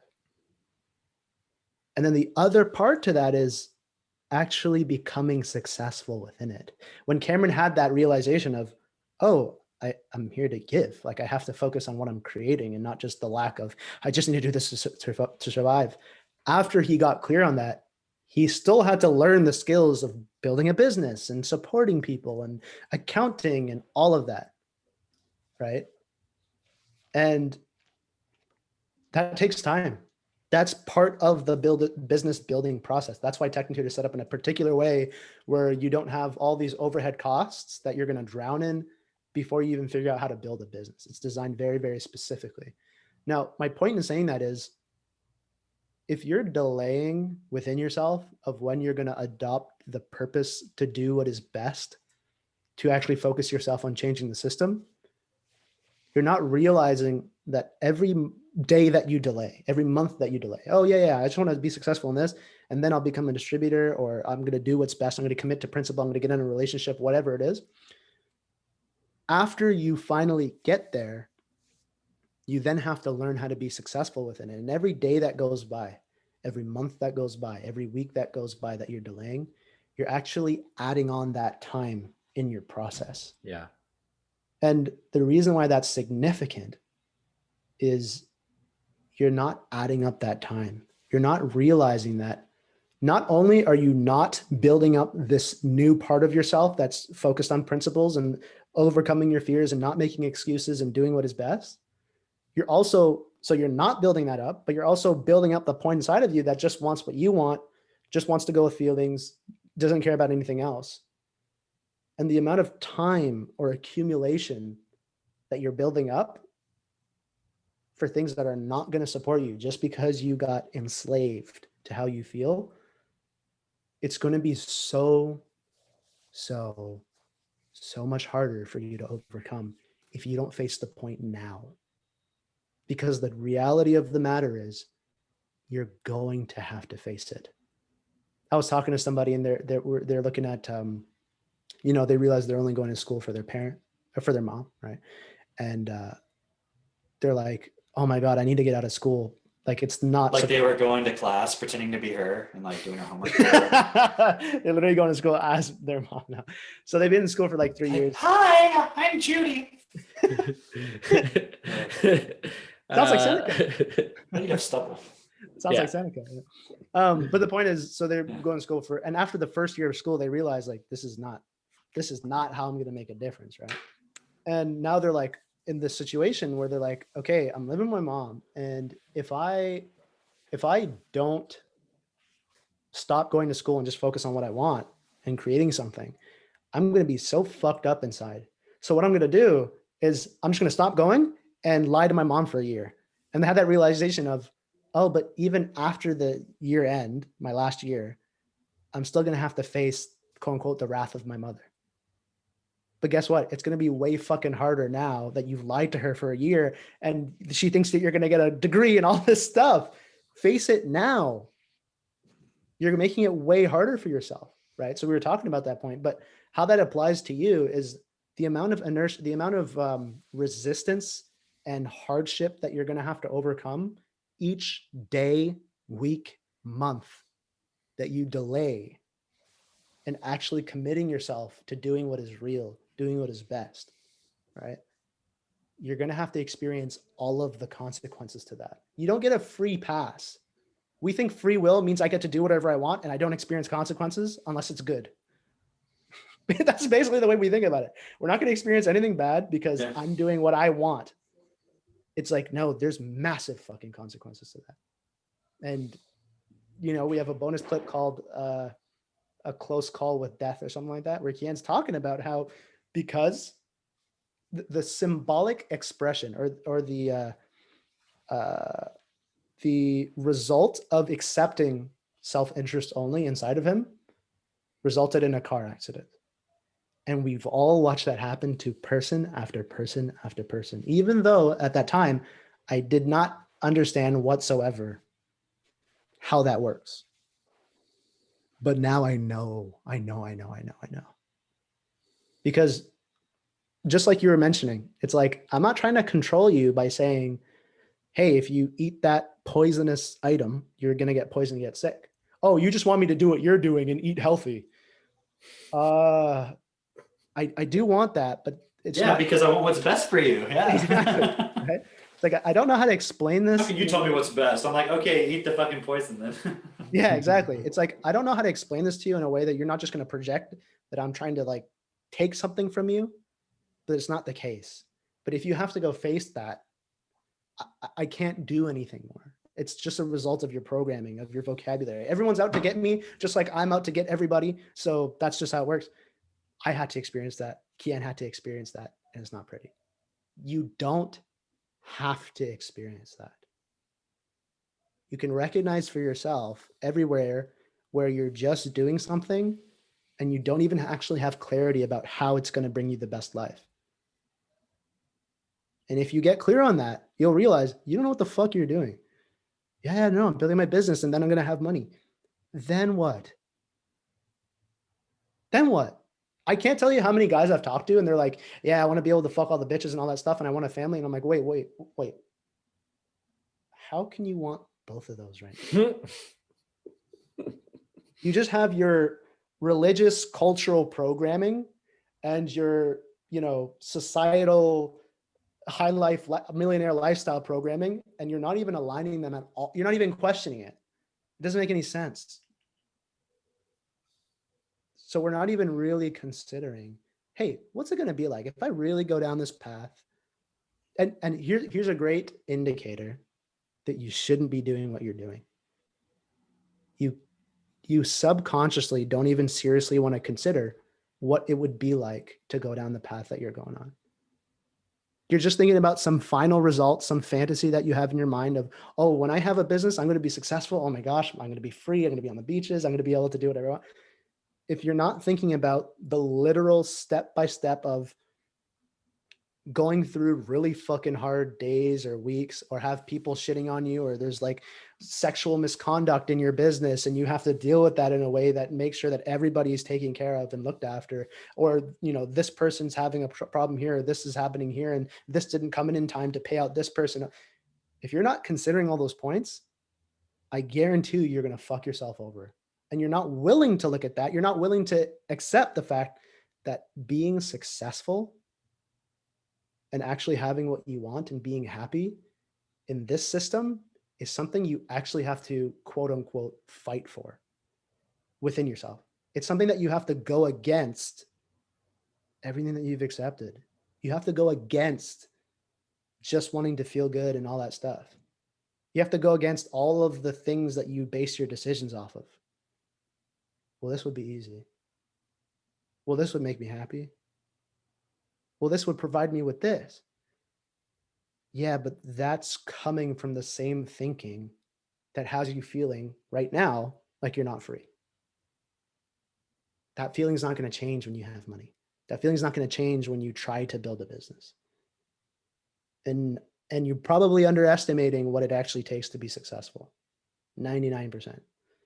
So my point is, don't wait until you have to experience all the consequences to you not committing to principles, to you not having an agreement in your relationship, to you not actually building something in the context of changing the system. Talk to me, talk to Drake, talk to Mitch, talk to Kian, reach out to us, and we can give you some honest feedback from our own experience that you can bounce ideas off. Like Cameron was saying, we can be a soundboard for you. So we can point out things that you can't currently see right now. Yeah. I think that's such a great point. I'm glad you laid it out like that, because that was one of the things that when I was making my decision to get TechnoTutor, that was on my mind of, well, it takes time to change. It really does. And the thing is, 7 years is going to go by regardless. Right. Yeah. Right. What are you going to be doing within those 7 years? Are you still going to be bullshitting? Because guess what? It's still going to take 7 years from when you start. It's not 7 years goes by and then like, okay, now I'm ready. Because the 7 years went by. Like, no, you had to have started working from the very beginning. And if you're not considering that, you're fucked. The cool part is, like, we're here to create the new 1%. Yeah. It's the whole, like, people think, because I talked to a few people, they're like, oh, I was thinking that if I become a distributor, I can't do anything else. I have to only be a distributor. And it's like, no, that's not what we're saying. The way it's designed is that you can focus on your full-time job or whatever it is you have and work this evenings and weekends until it takes over your income, and you can actually provide for yourself in every way, right? So it took Mitchell a year and a half, took us a year and a half to provide for ourselves through TechnoTutor. So I can let go of working at the shitty fucking folding like shit stained underwear and period stained, underwear. But the point is, we're here to create the new 1%. That doesn't include, hey, do one thing. If you look at anybody who's in the top 1%, and I'm talking about the elite, the top 1% of the globe, again, very low standard, but to become equal to the elite, you need to develop the ability to manage many businesses. The reason I'm saying it like that is, if I just say, yeah, you need to run many businesses, many corporations, everybody has that fantasy of, oh yeah, I'm going to be a business tycoon. I'm going to be like, you can't handle that. You cannot handle that. You can't even handle going to your job and building one business. Like, exactly. No way. The point in saying that is, it is a process to build yourself up in order to handle that level of responsibility. And you're not going to find any other group that's willing to support you through that other than the TechnoTutor distributors. You know what else within that is, like what we were talking about earlier with being able to hold on to all these moving parts and see where they're going and understand them and organize them properly within your own mind. You're not going to have the ability to do that. Like, and that's what it takes to run a business. That's what it takes to be a Jeff Bezos or whomever, that you're looking up to on that ladder. Right. And this is like, if you're an adult, you're not going to acquire that. It's not going to happen unless you're doing what we're doing. Because honestly, like, I thought I was intelligent before. I really did. Yeah. Now, like, and we were pretty good at school, like gaming the system and everything, but now looking back, it's really obvious, really clear to me, like, I was a fucking idiot. Like, compared to where I am today, like, I'm actually improving and like increasing my ability to process information and to understand things and to organize things, and like on a regular daily basis. And it's really clear to me. It's not something that's like, no, I'm getting better, every day. It's not a saying that I have.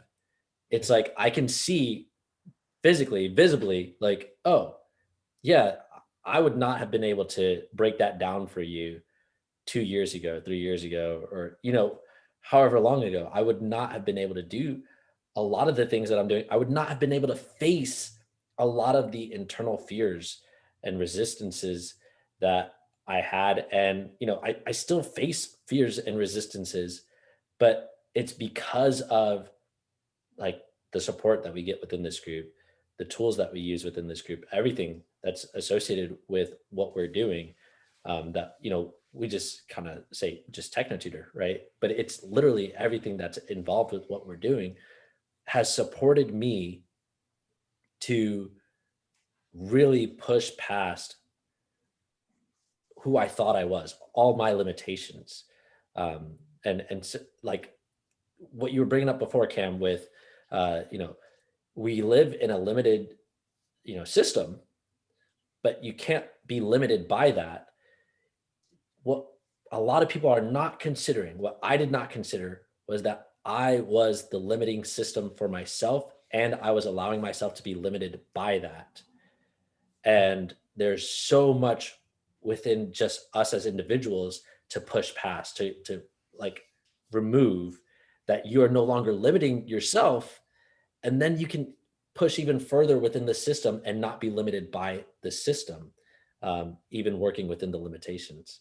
And I just, again, would not have been able to do that without TechnoTutor.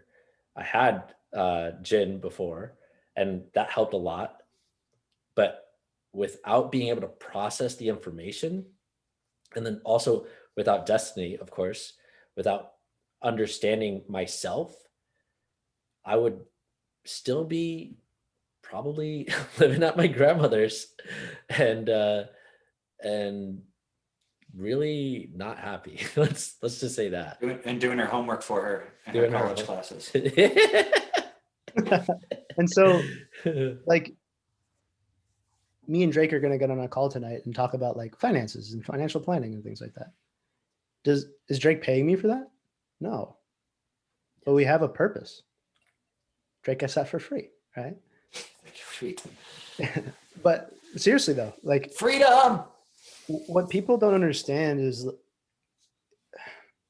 you've never been part of a real group that actually supports each other, that actually has a mastermind, where that mind is dedicated to a particular purpose, and it needs all the moving parts to rise to. Yeah, read fucking Napoleon Hill, the chapter on mastermind in Law of Success.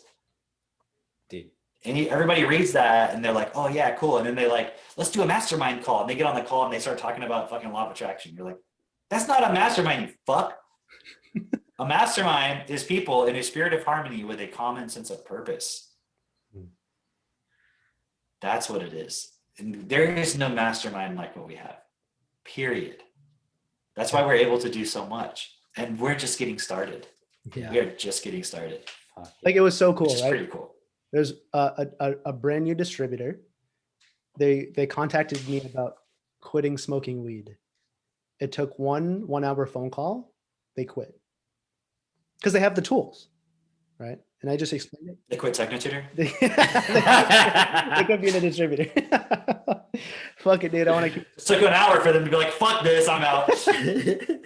But they quit smoking weed, and then they were talking to another distributor and told them how they quit smoking weed. And then that distributor reached out to me, and I'm not getting paid for any of this. But thinking about just the money, paid, if you know what I mean. I don't know what that means. The thinking about it like that is like, I mean, you don't have to do it for the money. right, exactly. It's a one-dimensional form of thinking. If you only marry a man just because they have money, you're gonna fuck it up. If you only marry a woman, the reason why I'm bringing it up though is because people think like, oh, so I just go start doing things for free. What I'm saying, Asif has that freedom. Right. He's not operating out of survival anymore. Right. So he's not saying go give your time away for free. Go help. He's showing you he's created something for himself so he can do that, but he's doing it within the context of a purpose to support other people within a common point so they can grow, and that even helps you even more.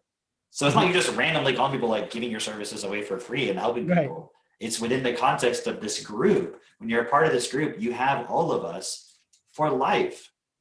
I mean, we're not going to allow you to abuse our time if you're going to be fucking weak, but we will tell you where we see you being weak. And some people can't handle that. If you can't handle that, don't fucking join in the first place. Just don't. Just go fuck off and be a part of the system and just get jealous. Just be jealous. There's only two kind of people. There's people who are part of Techno Tutor and there's people who are jealous. That's it. Accurate. And- Accurate. But because that's what it's willing to take to push those points to actually have what you want. And the point I was making about, don't marry a man just because they have money. Don't be with a girl just because she's good looking, because that's going to fuck you over. It's a one-dimensional form of thinking. And that's the way that you're approaching business. And that's the way you're approaching your job. It's a one-dimensional, retarded way of thinking, because you're not considering any other consequences. Then you're going to judge the corporation for being like, all they care about is the money. It's like, that's you. Yeah. That's all you care about. Yeah. So you can't judge Pfizer for just wanting money and then killing a bunch of people with their drugs, because that's what you're doing to yourself. You just want money and you're sacrificing your life because of it. So the point in don't saying tell me you have multiple streams of income because you got a job at Wendy's, Chick-fil-A, and Burger King. and you do Uber on the side, right? So my point is, if I just thought about it one-dimensionally, if I just thought about the money, not only would I not be supporting other people as distributors, I wouldn't be in the position I am in right now to do so. That's what people don't understand. It's not about just, it's not about getting yourself to a place where you can then focus on creating. No, you being in that place is a reflection of you're focusing on what can you create and give. Right? It's the opposite, right? So in other words, that first distributor shares with the second distributor, that person reaches out to me. A week later, they're telling me, yeah, I did what you said. And like, I was feeling all the urges to smoke weed and all that stuff. And then I just did what you said. And I used my Techno Tutor, I used self-forgiveness, and it was gone. I had like a bulging headache because I was so addicted to smoking weed. And as soon as I did those points, Techno Tutor and self-forgiveness, and put in all my reactions, all that stuff, the headache went away. I spoke all the self-forgiveness out loud. I took a deep breath. The headache went away. The urge went away. And yes, I might not be directly getting paid off of that. But when I hear that, when I read that text message, when I get on that phone call, when I get that voice clip, there's nothing that will make you more certain than you getting the result in other people. But unless you're in a position where you've supported yourself and you're willing to take the risk of supporting other people, because that was something I was afraid of. What if they ask me something and I tell them the wrong thing and it gives them the wrong result, right? I'm sure everybody's been through this. It's like, I had to overcome that fear and just go for it anyways, because I trust myself. Yeah. Right. And being able to get that result, that's what fulfillment is. I don't need motivation, because that constantly being in the back of my mind subconsciously of, holy shit, the more I share this, the more people around me change, right? We have a couple in Ottawa that they're considering the point of locking down, getting married, and really building a stable relationship. We have another couple who are seeing how they can double down and applying the tools more in their relationship. Things have been way better. The guy is making way more money now. He got into a sales job. We have another person who just left their full-time job to get into sales, and they said they felt like shackles got released from them. For the first time in their life, they're taking real responsibility, because so they're going to have a sales job and build Techno Tutor so they can constantly dive deeper into that. That's not even me. I'm not telling them what to do. I'm supporting them, but they're becoming self-responsible. And that's why I make money. It's not because I make money, people will listen to me. That is a factor. More people will listen to me, but the people who are willing to listen now, to consider information for themselves and not just do something because somebody with money is telling you to do it because you can see for yourself the value of it. Those are the people who are going to get rewarded the most. The people who are willing to take on the most responsibility. There's a difference between stimulation and education.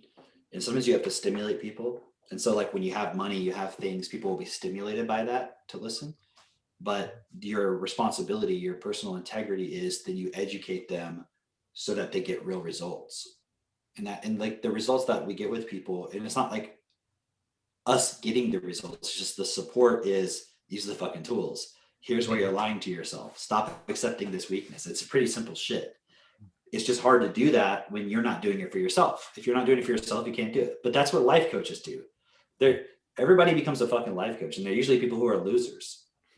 Business coaches and life coaches, like you never started a business and you suck at life. So how can you coach anymore? But with TechnoTutor, you have the tools to actually change yourself, and you support other people to do that. And initially, you just sell people on using the tools. But then you get to that next level, like you said, where you really start supporting them of like looking deeper at things. Hey, and you can be more directive. There's somebody who's working on getting TechnoTutor, and they were like, my relationship's going south, like all this stuff, right? And my naturopath / coach said, maybe I should just let him go. He's trying to keep me down and from trying to, keep me from being free and expressing myself. And I was like, how's your life coach's like relationship? I was like, oh, she's divorced. I'm like, don't see a lot of people lately listening to this Teal Swan. You guys know what I'm talking about? Yeah. I see all these people posting Teal Swan stuff. She's been divorced twice. And I notice all the people posting her shit are all people posting her shit are either getting divorced or were divorced. I'm like, be careful who you listen to. Yeah. like attracts like, right? Versus on the other hand, you have like Kristen not wanting to put Bruce's name on the TechnoTutor distributorship so that when they get divorced, she can just like cut him out of the picture. And then Cameron being like, no. I told her she couldn't be a distributor if she got divorced. Right. You're like, no, that's not going to happen. I'm going to support you. I'm not going to work with you. Right. Yeah. And then a year later, if you use the tools, you can repair the point. Exactly. And a year later, they're the living proof of that. They made a 2-hour-long video detailing how TechnoTutor and Destiny saved their marriage. They're going on vacations all the time. Their kids are doing amazing, like total 180. Yeah. Total 180. So it's like, what do you want to be a part of? What do you want to support with your time, with your energy, with your focus, with your money, and with the one life that you have? Because I would suggest that if you looked at it for yourself, I highly doubt you are giving in any capacity compared to what you could be giving if you were doing what we're doing. And we're all here, not just the people on this podcast.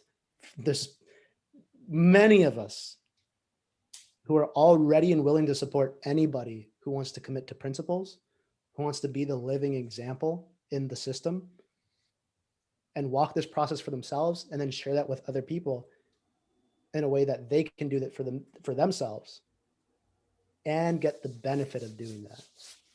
We have many people who are ready and willing to support you to do that effectively. So it's like, I don't know why you would waste, it's summertime now, right? It's like you have the gin event coming up. Yeah. There's no better time to be making a decision about the direction of your life. Despite those facts, I'm just bringing up stupid bullshit, to be honest. But independent of that, now is the best time, and it always will be, because every day that goes by, you're adding that to your process. And if you do it now, you'll get 1,000 times more benefit out of the gin event. Yeah. That's the case too. Come to the gin event, see us all in person, experience that mastermind physically, and kill them. But cool. Yeah, let's wrap it. Like, subscribe. Till next time. Share. That's the most important one. Share. Just fucking share this directly. Watch the podcast. Watch it. Watch it too. Smash that share button. Tell them to watch it now. Yeah. smash the like button, and then go smash your spouse. Yeah. Yeah. See you guys on the next one. Peace.